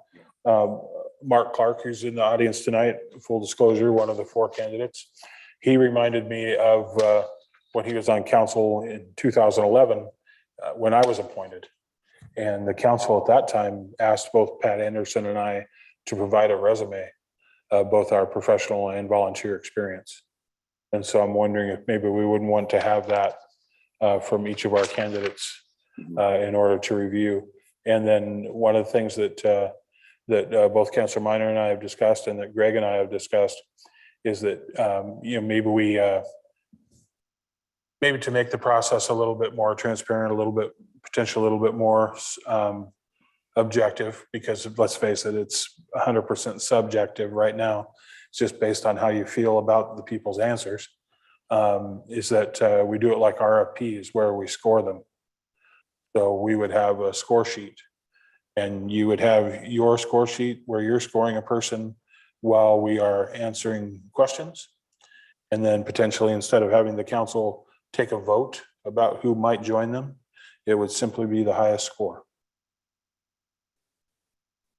For me, I guess the only concern on that is, you know, an individual that is coming, this could be their first opportunity. That we already know it's daunting. And so if now they're saying, oh, I'm getting scored like a test, you know, some people don't perform their best under pressure. I'm not saying that we're not under pressure up here, but still it's this notion that we are, you know, doing this process as inviting as possible, just to again bring those voices that have never been heard before. And I think that's important as well. So if we make this too quote unquote like professional as an RFPQ, to be honest, then if in my position I was to apply, I think I would do poorly. But that doesn't always translate in other means. So on paper can mean one thing in Well, in the person, things. we would still be interviewing the people, just like we interview them. And possibly, potentially only Mark, because he showed up tonight, would know that we were actually up here tracking them based on a score. And And again, one of the on this is that you guys do come up with a matrix, assign everyone a score, and go through that process. That has to be done public. sure, So Councilor Rios Campos's point is well taken. You might grade them on communication and then hear what everyone thought their score was on the communication. That might be intimidating. Another option, rather than doing a raw score, would be to just rank the candidates in. That instead of telling someone, I think you're the best candidate, you know, instead of saying to Councilor Rios Campos, I think that you scored an 87 out of 100 on your communication skills, you could say, we think you were the most effective communicator or the second most effective. well, and I'd be fine with that too, because you can take those rankings and add them up just as easily as signing a number out of 100 or a number out of 10, you know, and then, you know, and, you know, and even then, you know, the person that you scored worst, you know, in community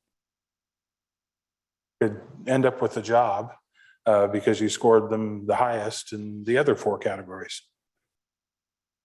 But I also want to honor being inviting, but there's no dress rehearsal. Oh, I'm not saying, You know, I'm not saying there You know, has to you be. know, if you can't, if you can't handle the question process, then you certainly wouldn't be able to handle the rare night, and they are rare, fortunately, where we've got 65 or 70 people in the audience. And they're looking at you to make a decision. I've been there before. I was at a Senate hearing one time where Senator Alan Olson from Canby and Chuck Thompson from Hood River said that it was too contentious an issue and they'd only been senators for a year. And so they were going to, abstain from voting in the committee hearing. I got to have lunch with one of the senators and one of his constituents not long after, and I reminded him, your constituents didn't elect an intern. They elected a senator, and you needed to be ready to do the work the day you got there. That's what somebody on this council will have to be able to do.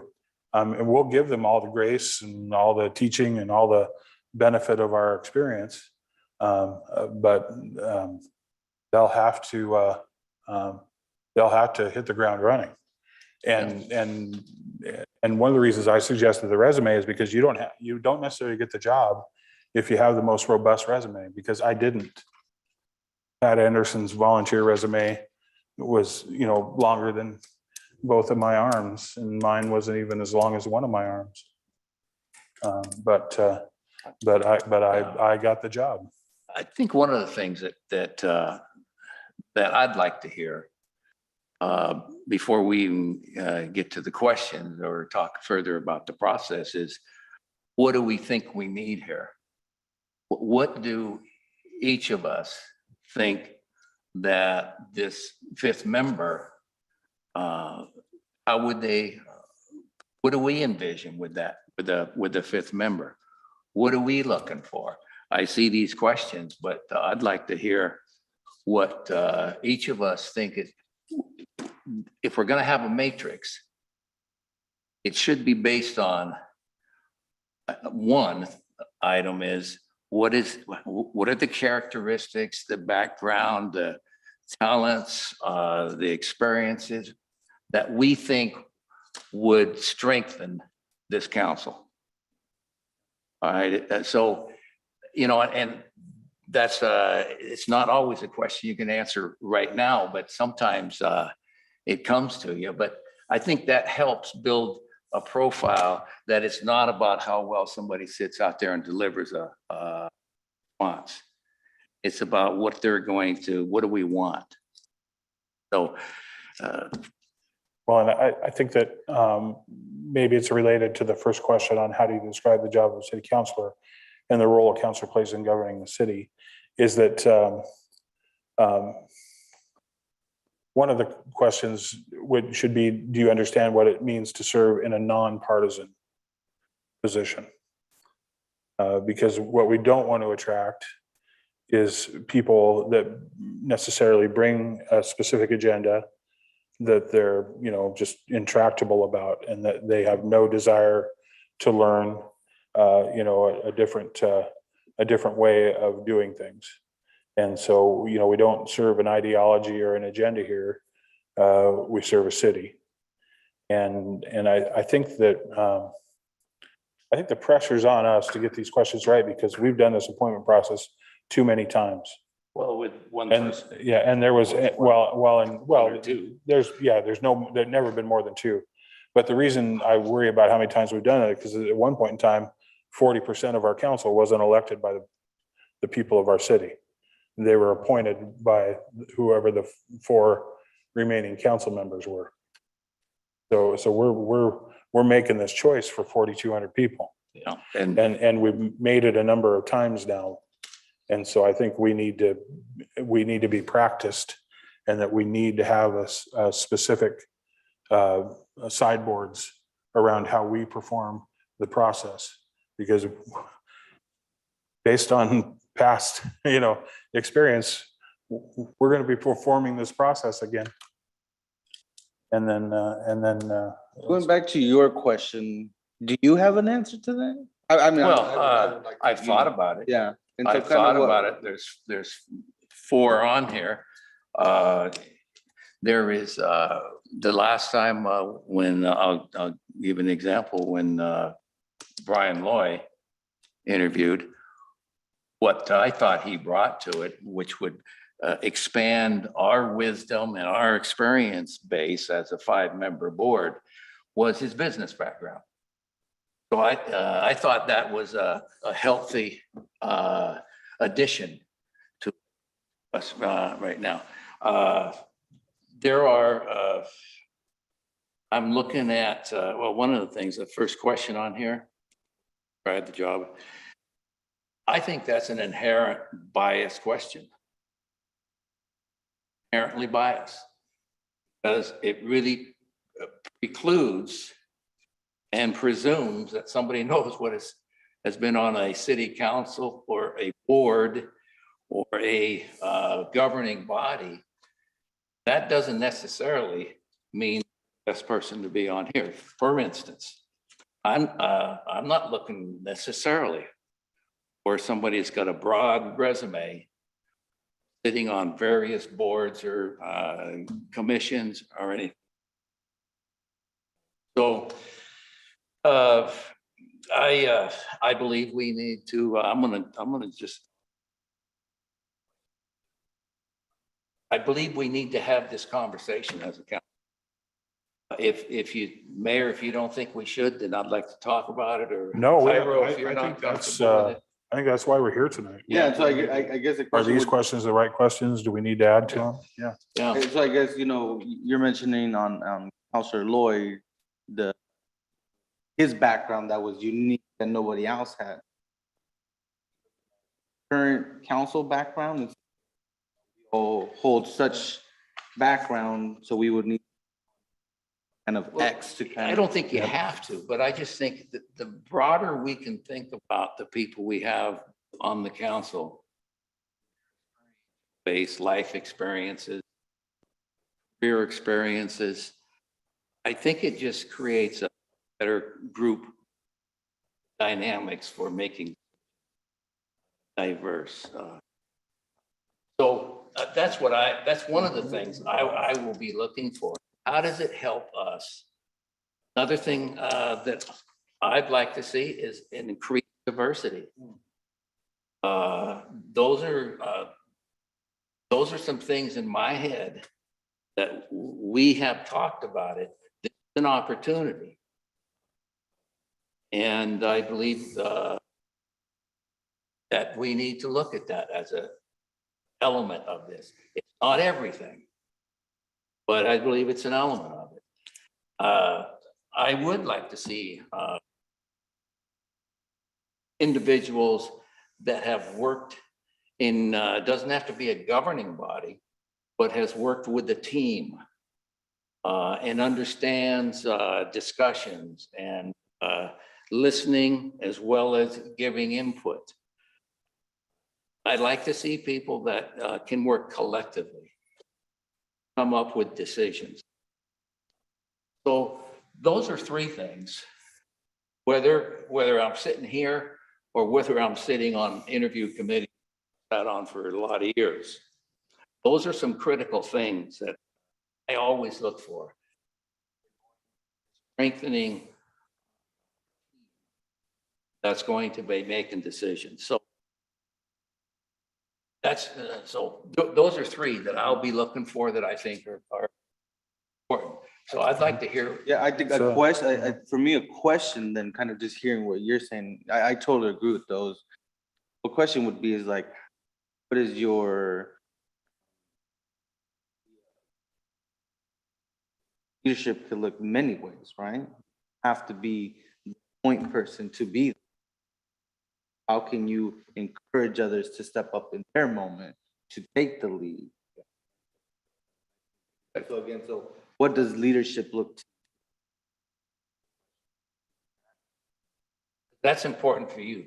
If I hear you right, you want somebody that is going to help everybody else, make us stronger together, can be a and brings that to. Well, I think it's important to to have an understanding of this individual point on leadership, right? There are certain areas that someone can step up to be that leader, also can step back and say, I'll take the lead. And that is crucial because we're not always going to be that Yeah, you don't always have to be walking point to be the leader. Well, and there's and there is a question in there too, I think.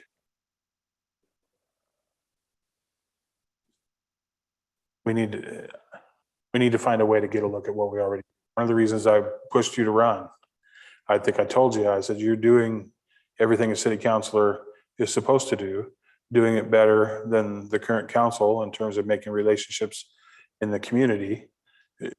We could make you even more effective by getting you the title. And so that's, you were already a leader. And viewed as a significant leader without having this title.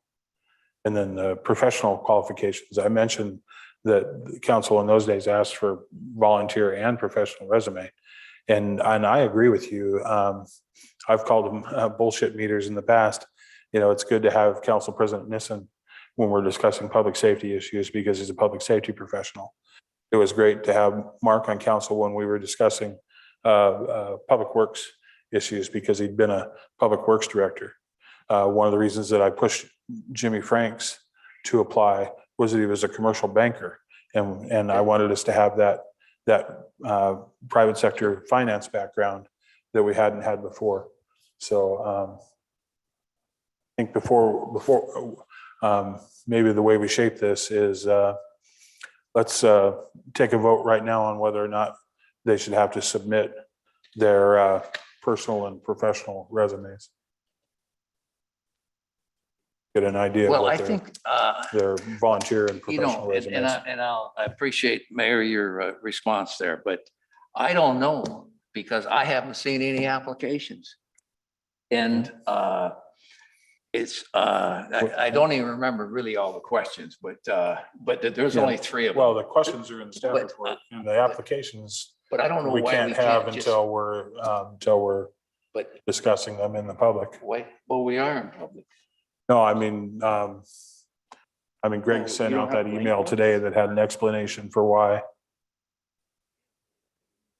Well, Have the, we didn't that get we a chance couldn't to have the discuss that. applications ahead of time. So I Could you read off kind of what the application holds or like, you know, kind of what that looks like? Because then, you know, if they're already asking some of those questions there, it'd be. Well, kind of- you know, I can't remember the 3 questions and I don't know what we got. So the council application, what they ask is your name, address, phone number, email address, length of residence in Wood Village, occupation, previous volunteer activities, and please briefly explain why you want to volunteer for the Wood Village City Council. So there alone, I think is kind of what quote unquote a resume would.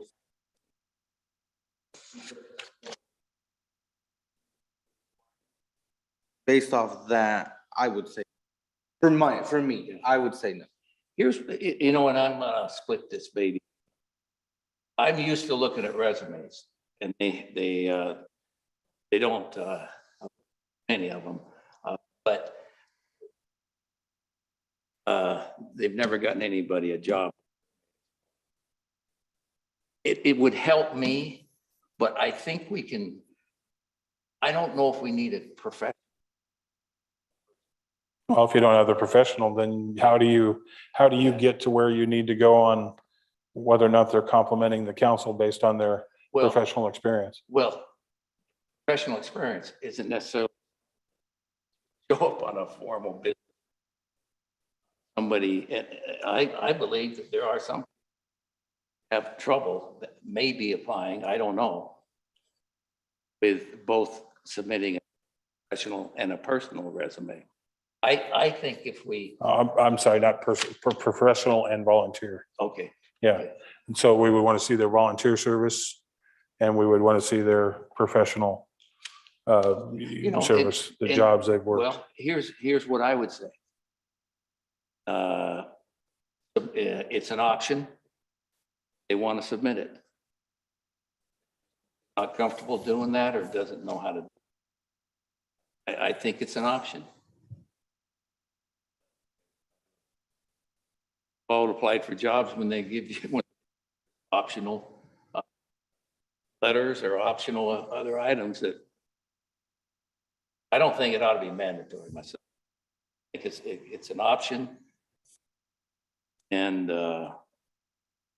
person can, The other place that I think that scoring helps is that all of the candidates know why they applied and why they thought to applied. You and I recruited Linnea. You have a person that you Yeah. reached out to. yeah. We have people that have and Mark and Charles that have vast experience Well, Mark And- is and- specific, and- so- and connections to the city, and they knew the position was opened and they wanted to serve in it, and that's why they applied. So beyond just saying it up front, how do we say to Mark or Charles or Linnea, or what was your lady's name again? Dara. Dara. How do we let them know that the fix isn't in? That we haven't already arranged a vote for somebody we recruit? Well, we're gonna do it in public. Well, I know, but I mean, do we want to do it subjectively? Do we want to do it, or do we want to get a little more objective? Do you want to sit here and listen to Councilor Rios Campos pound you over the head until you decide to switch your vote for Linnea? Or do you want to just have a clear cut winner regardless of what the vote might be? First, Mayor, I'd say, I don't think I'm not gonna pound anybody over the head. I went out and recruited so we could get a pool. Yep. I didn't go out to recruit and guarantee anybody anything. No, And no. so I don't I think know, we. well, I know you know that, and I know we know that. We have 4,200 people Well, whom we're picking this person to we're represent. going- Aren't we and they going don't to know do that. it? Aren't we going to, first, we're gonna interview them, right? We're all sitting here. We're gonna come up with some questions. We're gonna ask them all the same questions. If we have a matrix, and I happen to think it helps to have a matrix when we're interviewing. We have the particular items that we all agree are important to know. That's why I asked the questions in the first place. That becomes a matrix, and we have a matrix, and you score it. Everybody's going to score it different. Just because you have a matrix doesn't mean everybody has their own rubric in their head of what makes a good leader. But you can add the scores. But- You can but say we the can- person that got 10 points I was the think that- most, and they're the counselor. And I think that's an But I important think step. that's also, like you said, kind of objective, to subjective, because again, we could say, well, I want this person, so this individual, I'm gonna give all the high scores to, and these other people, low scores. Well, yeah, you're going to score them the way you want to score them. Yeah, but we're at least scoring the same, That, in the same categories. yeah, and what you're saying, it makes little sense in my mind, to be quite honest with you, because if we just keep it all in our heads and then we vote the way we want to vote, we've offered them no transparency. We've offered the people zero transparency. What we can do, just like Seth said, we can force rank them. We come up with a rubric. These are the questions we're going to ask. We rate them, 1 to 4 on how they answered the question. 1 to 4 on how they answered the question, not on how Linnea answered the question compared to how Mark answered the question. Just 1 to 4 on the question.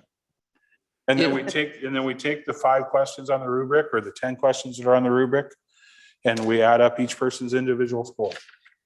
It's really, I think it's important that we have the rubric in this, when you got 4, leadership, right? So make that 1, a score of 1 to 5. And when we talking to them, and we create a question about leadership. If you got your 6 or 7 categories, then your question should parallel those categories. And there should be a final question when they can add anything else.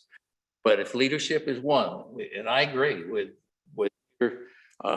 which leadership is important, we can form the question that would get. I think previous experience in group decision-making, whether it's committees, whether it's a team at work, whether it's your church elder. I think that's important. So that becomes a box, 1 to 5. Mayor, you,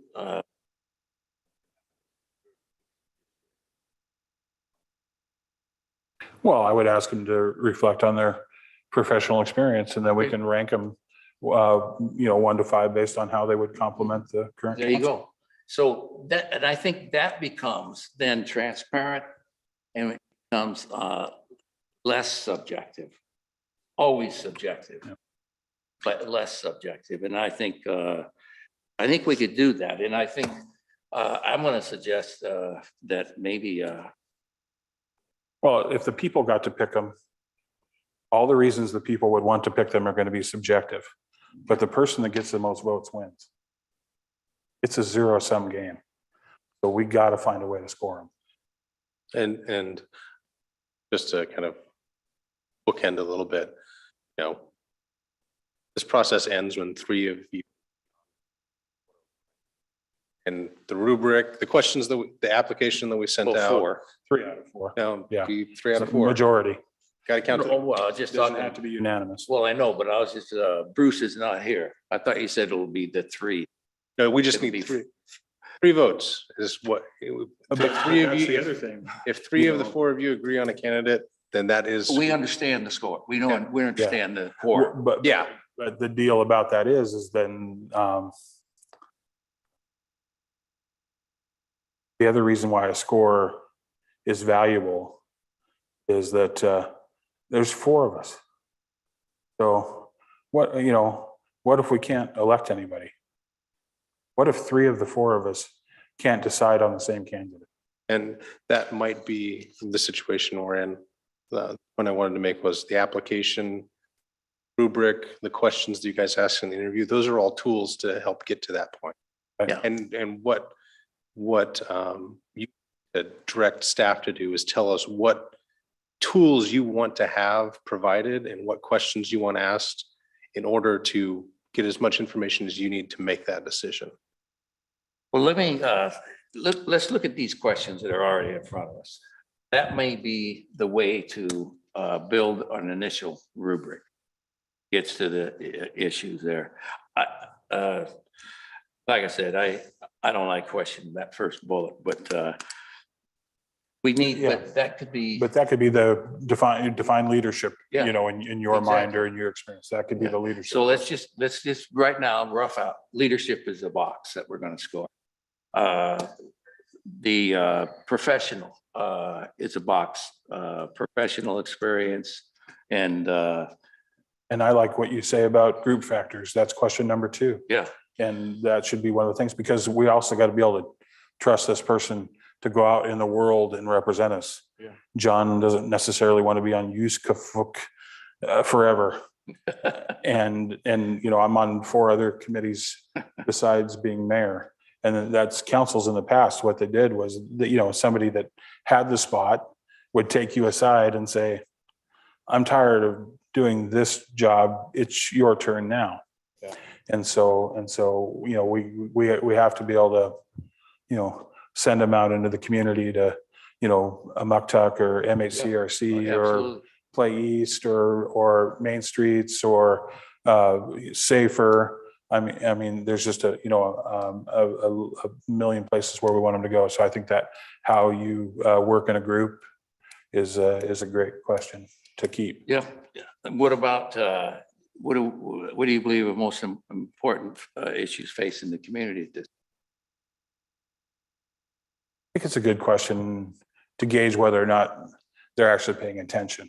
And I'm not saying that these 4 people aren't, but if all the Parks Board members just said, I want to make parks nicer, well, that's why you got on the Parks Board. The job at City Council is a little bit bigger. And so I want them to, I'm hoping that they have a little bit of knowledge of the things inside of our city that we can touch and can't. And, and some goal or observation Well- that's outside of their current experience. I would suggest just changing the verbiage, because most important issue, I think that. Right? So I think, absolutely, so absolutely. what are, high concerns? Or it could be another has a broader meaning and things of lived experience is also going to provide insight. I can live with that of somebody taking notes on these. Yes, you got minutes, right? Or maybe challenges, what, Yeah. what are some of the challenges? Challenges. Yeah. I'm comfortable Yeah. with it. So I think something more along those lines. Absolutely. The,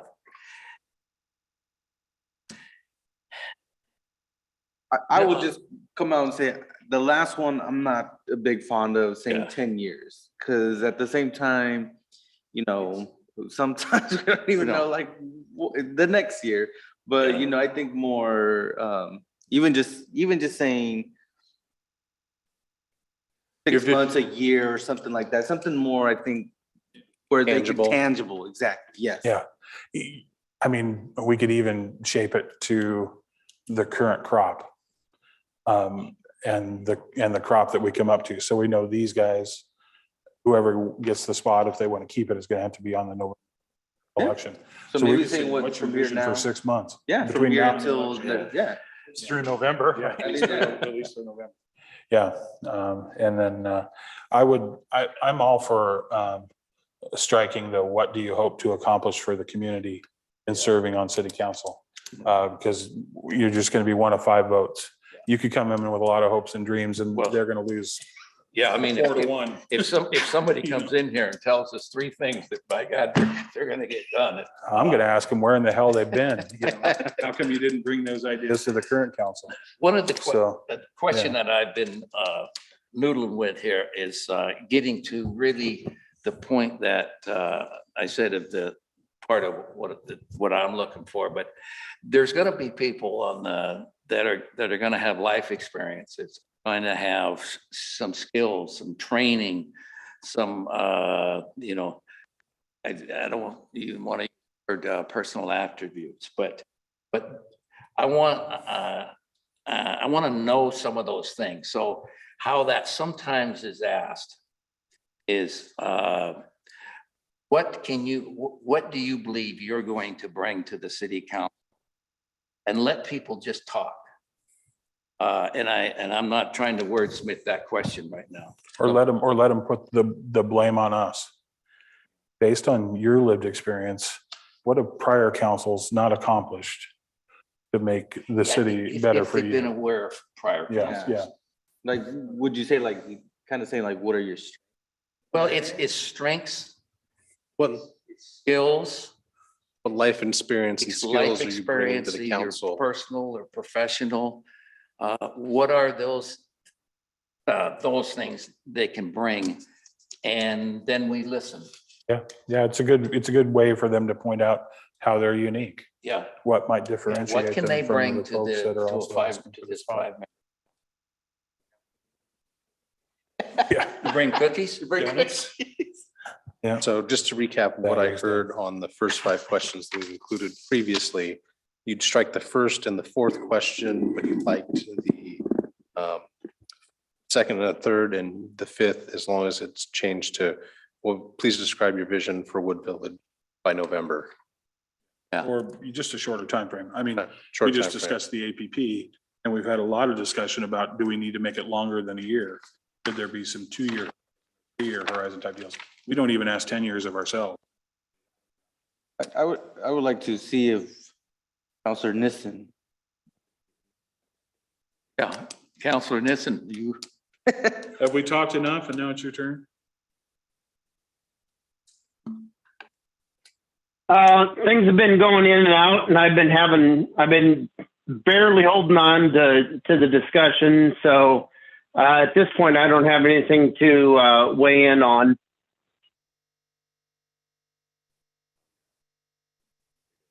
Oh, and he's on the fringe Yeah. of what the Yeah. technology allows. it Do you- is and- just hard to do. And then on the questions that were included from, Yeah, are there any of those that you would like to pull or make sure that we have something that addresses the, I mean, from the League of, the ones Greg included for yeah, criteria? I'd like seeing those. And I've got 4 circled. I'm not sure they're questions.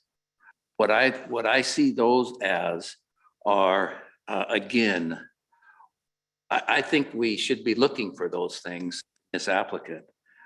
But I don't see them as questions. I see them as another profile that if we all think those are right, that then becomes kind of an umbrella that goes with our questions and our scoring. Some of these are not so much questions as they are statements we should make. You're all here to interview. Last chance to decide you don't want to do it. So understands the workload of being a counselor and will commit to fulfilling. How do they even know what the workload is? How do they even know what grace we might give them? Have kid issues, can't make the meeting, right? Okay, in some cities do that twice. And Mark?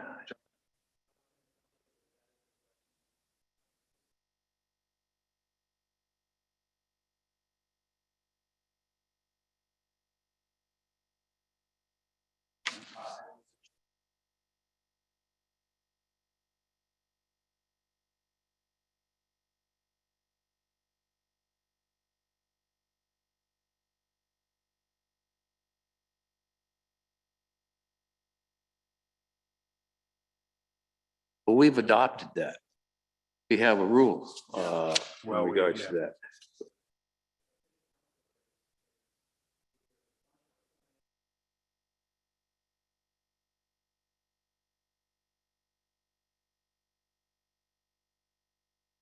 But we could come up with a question that tries to get at if they understand what the commitment is and if they're willing to make sure to at every other meeting and on, volunteer committees, get the special events and just ask that question of them.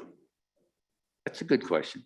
I mean, I just don't want to, I understand like council meetings to like have a more emphasis that it's not mandatory, but say like heavy emphasis versus like other things, right? Like, Yeah. because we are not all at every single event, maybe besides the mayor, but I think that's.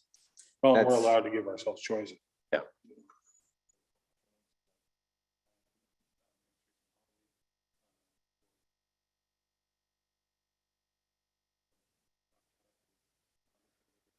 You just report to council.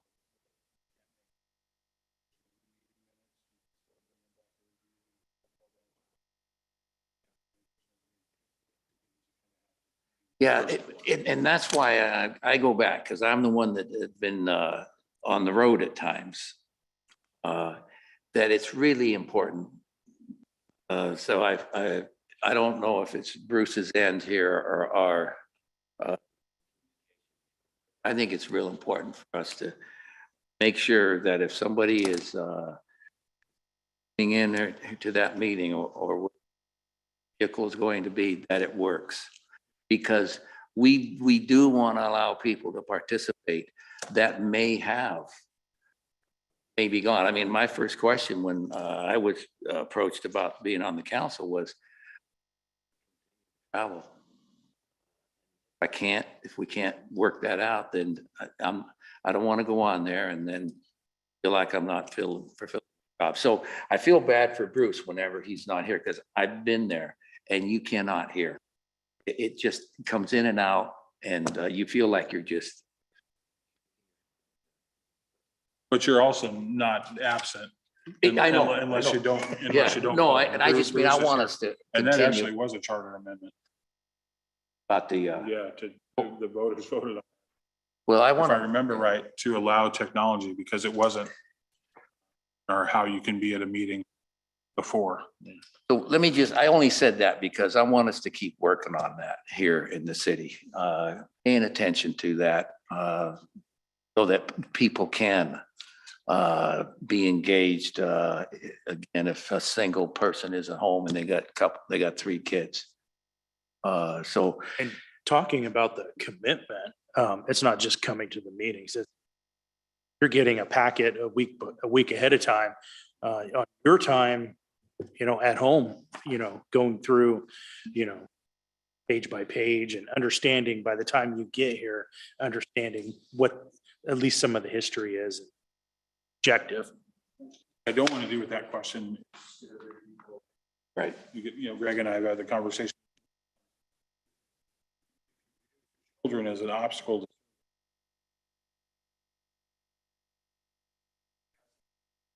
That we all want to have. I mean, coloring book or tune in on mom's phone, Put on Disney Channel in there, We'll do Hulu or something. we'll do them, whatever, I don't have kids, so, but I'm just guessing what I would like if I was a kid. We'll get them hot dogs and tater tots. And we'll plunk them down in the. We want to be really open to folks that may have some, but they could hear or they could. Like looking at these questions, one I think is good for us to think of is, I think, fifth bullet point down, value Values, diversity and geographic experience, gender.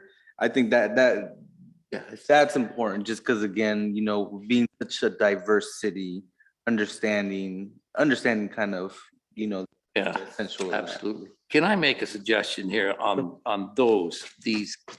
Because again, I didn't see those as questions. I saw those are attributes. Those are plus added that people bring. I think when we do this, we listen. That we and I don't know whether you want to make a question out of it or it becomes one of those, I call them observations. So this is kind of more like our scoring metric Or system. That's what we should be able if to you draw find out of these people. things to be important and we don't have a question that you think would elicit a response, like you could ask the question, what do you feel like good government looks like?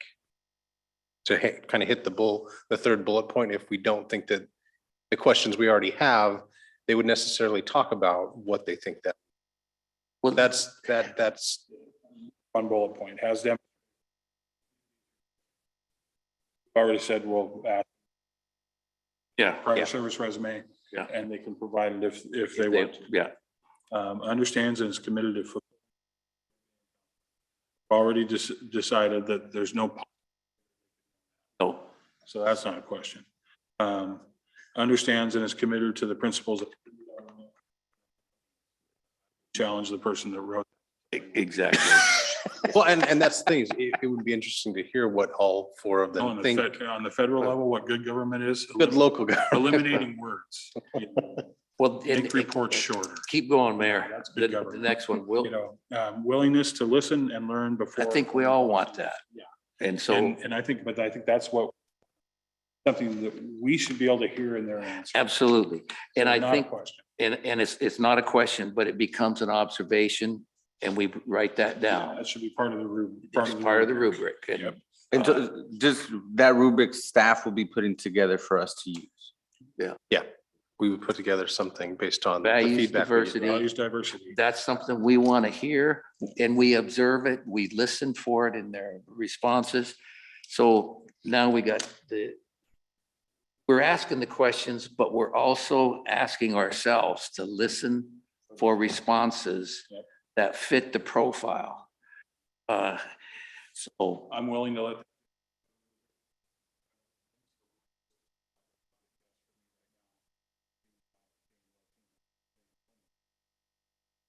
Or two of Or you could be 3 for 3. 15. Qualification for me. So now you got about 5 questions. we got 4 or 5 questions. We have, it looks like 5 or Contributes to 6 the different geographic categories. distribution. Suppose there's a rare time where everybody could come from Upper. But it hasn't happened in my experience. Got 1 square mile. Yes, yeah. Well, with you guys' decision to push this to the first May meeting, you'd come up with a rubric and a list of questions that we feel would get enough response from them to answer that? And then the other question I would have about that is, what would you like us to look at for the amount of time one interview should take? I would just quickly put out there is, you know, even though we want to be able to get good, quote unquote, good response, not making the questions too lengthy. Right. Because then I think that defeats the purpose. I've been on interviews where it's like question one and it's like, that's actually like 3 questions, 4 or 5 questions. And Mayor, welcoming these people. I think it's real.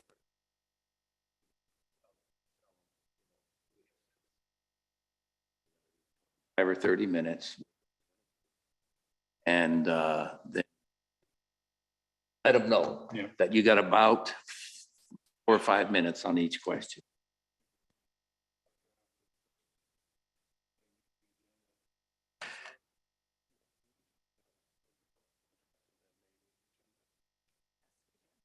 Ask 10th or this. 11th?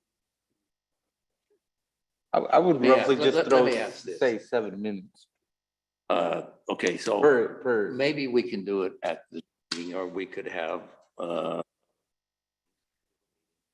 interview candidates. That it can be a public meeting. Interview them. You know, sometimes trying to interview and then with an agenda is, so Brought it up prior to the meeting, she and I were. Still have to be sometime, Budget, all of us with budget and possible well, 2000. no, So the I, first meeting in May would be probably like May 10th. I Yes. think it's 10th, yeah. so it's, I would like to do it. Agendas, I mean, I just, if we can do it, that's one option, okay? Schedule a meeting, public meeting, or interviewing.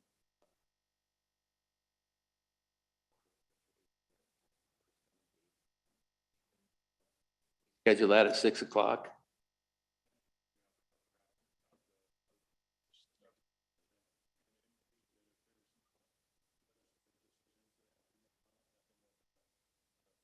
Time sensitive. kick a lot of that Public Works. down the road. Proclamation is on there. Well, she's doing Well, if that. there's a proclamation, we're doing it. Oh, yeah. Schedule a half hour. So with the 4 candidates, how long for each candidate would you like to, time wise? Are you thinking 10 minutes, 20 minutes, 30 minutes? I think it has to be at least, let's see what. So we have May 10th and the 26th. If we want to, if honestly, in asking, hearing, if you're going to ask someone 4 or 5 questions, you give them at least 2 or 3 minutes per question. At a minimum, I mean, you're 4 or 5 questions, we would, if we were doing a hiring process and had 4 or 5 questions, I would say we need 20 to 30 minutes plus Q and A time. Well, and you always need to let them wrap things up too. We could streamline it on our end, say, past we've alternated. I guess also just like to not scare them that they have to fill the whole 20. No. Kind of give them that, just, you know, you will have. We're doing hiring, we tell them, we've scheduled this for 20 minutes. We've got 5 questions that we're going to ask, and we have some time at the end. So just so that they know to make sure that they have, about 3 minutes to answer the question. And We will be sending the questions we come up to them prior. that's your option. I would choose to say yes. It's, and I have some more questions. Encourage them all to get together. I don't know. Yeah, but so May 10th right now has has the public safety report. There's a legislative update from Representative Hudson. There's the public safety report. Consent calendar, proclamation for Public Works Week. Potential resolution. That can be real quick. 238th presentation. 238th facade It's at the end of the meeting. That was a hold. as a whole. I think that's, Oh, it's, might the wrap county- up the Greg's and county my meeting wanting to with, charge us the 800 county. Can we do that grand. at a later date? Yeah. Yeah, because. We could do that real quick too. We're gonna, yeah. We could easily just give them the finger and let the chips fall where they Put it on may. the consent. And so I think that, And with public safety, could we forego public safety? I don't think Chief Hackler would be good, upset. yeah, we could, because we get the report anyway. Yeah. And then I know Representative Hudson's schedule is not such that you'd bump him without telling him. So I would say that we would keep his presentation. And then when he has completed, we start the interviews and we adjourn either hard stop time. And so when he's done, Zach is done. Back is done, we'll approve the consent calendar, we'll do the proclamation, and then we'll. 5 minutes. That should give you, depending on how long Rep Hudson is, that should give you a good hour and a half, 2 hours to do the interviews and then you're. So a couple of questions in, and I think we're at a point where we're kind of talk now about one notifying our candidates. I don't know what kind of notification they've received. Thanks for applying. Here is our schedule. Have we done that? Yes, we did. So then we can update them now after we finish this conversation. We'll check in to make sure that the May 10th. Well, and we're. Oh, yeah. That we'd pick them in 2 weeks. Yeah. The question about, so here's where, and Mayor, you and I have talked about this. I believe we need to interview them, and that's, I'm gonna go back to our schedule. I believe we need to interview them. Then conclude the interviews, have our meeting, then discuss interviews.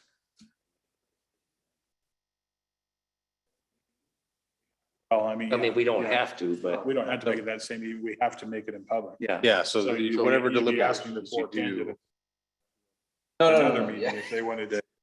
Well, no, they See how just know well that it's still, we're going to discuss this in the meeting today, or they can watch it.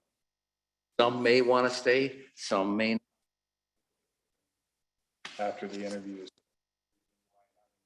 The force. Yeah.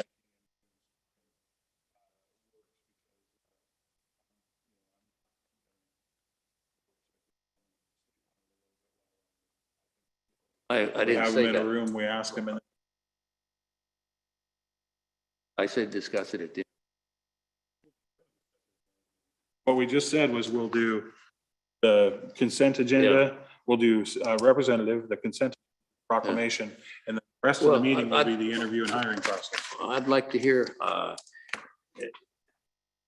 don't believe, I've never interviewed, or have I ever signed an interview where you interview them, all bet everybody together, and then they're all sitting there. And we're discussing. You've never interviewed any? Out of Brian Well- Hoy, one time. That's what the law says we do. No, it doesn't. Yeah, we can't have executive session I'm not asking for executive session. and I'm not asking for an executive session. what do you want to do? So what I want to do, what I want those individuals to be able to do is to, with us. Start in the beginning of the meeting. And the reason I wanted to see how long this, not to do just this, put them at the front. Have our meeting, last item on the agenda is to review, discuss, and select the applicant. I just, I want to do I want to read the proclamation, Pledge of Allegiance. I want a government that talk to us, the opportunity, talk to us. But insensitive, Those things need. well, then slide it down some. There's nothing on here except Zach. There's That nothing could on, go there's here. nothing on there except for Zach. How long does the Pledge of Allegiance take? How long does reading the Well, land here's, acknowledgement statement take? well, here, And taking the proclamation? We'll be you- done with that yeah. in 10 minutes and then we'll have the Well, whole meeting. I think you're missing what I'm trying to say. I don't think we select, discuss candidates having to sit in the room. we could, Oh, they can leave if they want to. You don't have to stay at a city council meeting. But quite frankly, if you leave, I've just started scoring you on the forced ranking. A little further down the list. That would be, Can't sit through a whole city council meeting. Doesn't get the job. that is not the point. The point isn't that you're gonna score them if they leave. Some people might not want to sit there. They don't have to. Exactly. So put them at the front. But there's And then nothing we in this piece of discuss it. paper you keep pointing at that says that they have to. They No, could no, leave I'm just anytime they want. They don't even have to show up. But if they don't show up, they're not going to get the job. so what we will, we can- We can make a clue to them that they don't have to stay. And I you think can give them that interview 'em option. first. But if they want to stay, there's no way that we can have the deliberation and review. If they want to stay and be a part of that, there's no way we can ask if they want to you stay, but we can't can't prevent ask them. them to, yeah. So give them an option. It is an awkward, we had this conversation in management team. It is awkward. It is awkward It- too. it's- But it's also. rules. It's also a Yeah. selling point for crying out loud. I I mean, wouldn't when hold that Pat, when against Pat them. Anderson and I interviewed, council was gonna decide later. And you said you didn't I want. said to the council, I said, Pat serves on the Parks Board, I serve on the Planning Commission. Both of us already have a nameplate. Pick whose is gonna be on. That was you and Pat. All right. And it's not what we're doing And they this just, time. and they did it. It's not what we're doing this Yeah. time. So, Jairo, I mean, you have an opinion on this? I mean, I agree with the uncomfortness, but if they decide to leave, that shouldn't be held against, them, right? Because they're here for a purpose. And Well, and that's okay. that's not, I don't think that's the And they question But not that we were everybody's you, asking. okay? Yeah, but I'm just saying, I I'm just saying, appreciate that. if you're going to an interview, you're just going for the interview, Right. right? That's Yeah. all you're going for. You're not there to, even if they say you could stay for the In the deliberation, rest of you the don't world- have to. In the rest of the world, yes. That's No. not how city council appoints. Well, I mean, but They don't have again, to. I mean. we don't, yeah, there's- exactly. there's- There's they can be- nothing they in can law be saying we appointed. have to do it. Our process is how we want to There's nothing design in it. law that says we have to appoint, but I'm sure as hell not going to appoint somebody, can't sit through a meeting, that doesn't want to hear Representative Hudson report on the legislative session before we consider. it. I don't agree No, with I don't that. agree with that either. I don't agree with that at all. You're You're presupposing, I mean, it's just, No, I'm asking them I just don't to be believe that. qualified to sit here for 6 months. But- Are we going to let the person that we appoint walk out at 6 o'clock because they don't like what's going on at the meeting? Well, I'll tell you what, if that's your decision making, Well, they have. that you have to believe be that able if they to don't sit endure it. through Zach Hudson's presence, they're not qualified to be on the council. It's Why would you say that? not saying that they're not qualified to be on the council. If they want to be on the council, at the very least, you would, something that they could find informational or enlightening, or that might help them better serve. They are a government that preempts it, showing up at their pleasure because we wanted to report. I'm not going to ask him to start his presentation at 8 PM, and I'm not going to ask him not to. This doesn't So it's have going to be any, at the top of the agenda. it could be at you the know, top of the agenda. That's all I I've mean, been if that's saying. where you have to have it, I'm just saying it is, I don't think it's good protocol, nor do I think it's respectful. They don't have to show up until the It's, interview it's time either. respectful. We put the to, times on the agenda. If it says that Representative Hudson's going to be done at 6:20, they don't have to show up until Yeah. 6:20. So let It's, let me, I don't believe it's a good process, period, that you have candidates sit while the interviewing committee is going over the They can the- go the home. pros- the pluses and minuses. Let 'em And what go is home. this, Shark Tank? No, it's city council. no, but It's not, you know, would I line up 3 people that I want to work at a cash register at my grocery store and sort of reverse auction them into who is going to checker? No. I've Yeah, I hired don't and fired people. I don't follow that. And I do an interview and then they go home. And then I interview the next person and they go home. And then 3 or 4 days later, I decide who the person's going to be. Pretty typical. Yeah, that's not typical of this. Why isn't it? what we can do. Why can't it be? Well, so what we can do is we can put together a schedule and let them know, want to do set times. Here's your time where you need to be here. If they want to stay to listen to the other candidates, they can. We can also let them know, give some instructions to say, this is when we're going to be interviewing. This is when we're going to be deliberating. You can stay for as much or as little of that as you want. Well, Because they can. then, and in that case, then I think that's a good way to do it. And we don't have to mess with this agenda at all if we can all commit to come here earlier. And we start the interviews at 5:30. I have a day job.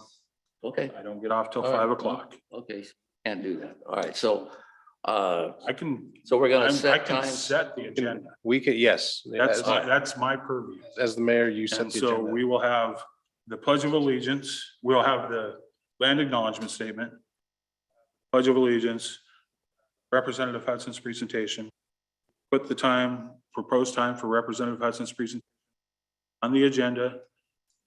Candidates for appointment can show up at the beginning, up after Rep. Hudson, and the rest of the entire meeting process. We can't, Well, you if can, you set- are of a mind when we come to the end that can't vote, then we'll extend it. But if you. I guess if what you I'm have- just gonna if you say have is that what you if they need to know, leave after vote. their interview, at least on my end, that's not gonna hinder their. they're not position. So I expected think- to stay. I think we should let them know that after their interview, they are able to leave or stay if they would like. But that's their option. I don't think that should count against them. All have the option to either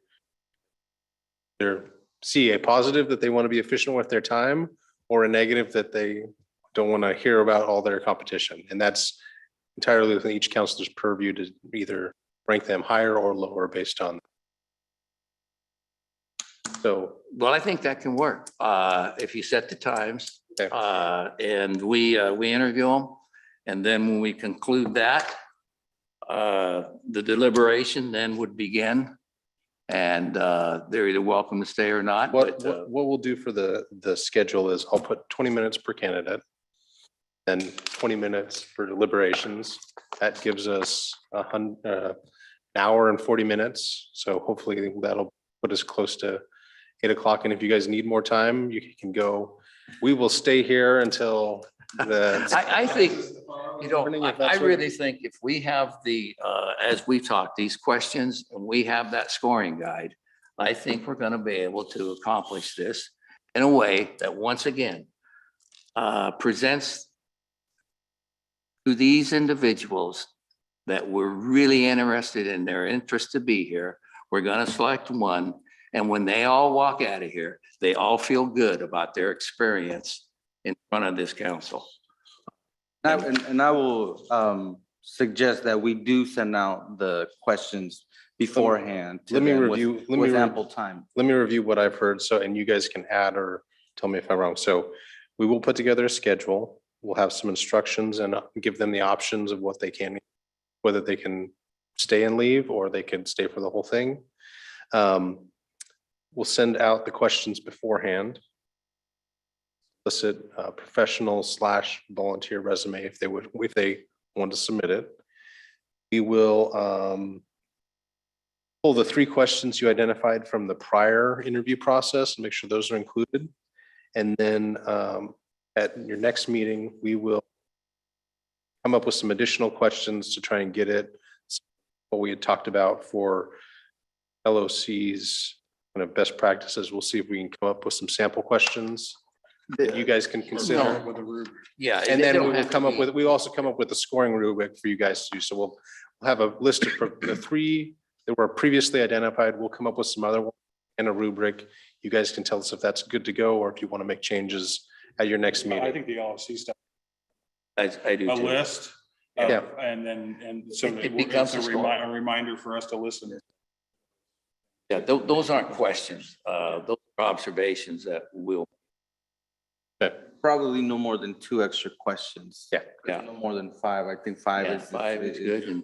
And I would like us, Mayor, for you to start this, and then I would like us to take turns. Assign questions to us so that when we're talking to candidates, you know, the tendency is just talk to the person that asked the question. At least we all get an equal chance to ask a question, have some engagement. So just assign those questions that the ones we're asking. Did I capture the feedback that you guys have and what you want to bring forward? We'll tell you when you bring it back. Have our work cut out for us. Right. I heard apple slices and juice boxes. For council too. I heard hot dogs. I heard hot dogs. Disney Plus, so I don't know. Well, we did this in public. We didn't violate any open meeting. No. We will not be That's, accused you of know, I mean, that. it's just a, you know. Some of your interviews were different.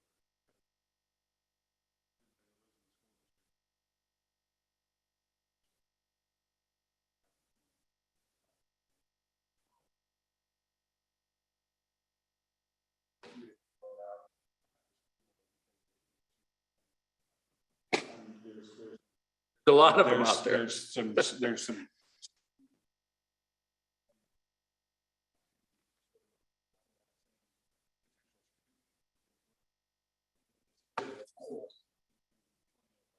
Residents would be. I Registered Yeah, so- voters. I really believe my conversation, any interview, you know, I don't care whether you're interviewing, whatever it is. And you better follow statute. Don't be asking them how old they are and everything, you know, I think, you know, I think we're being transparent.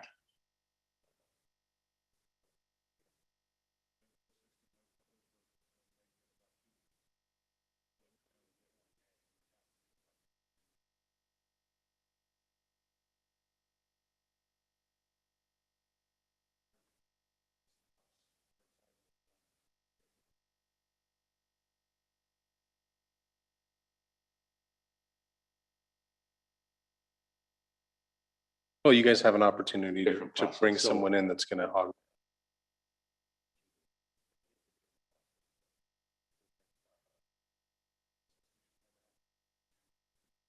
We really are, it's you know, I mean, Now we got 4? well, I've always been happy with the county.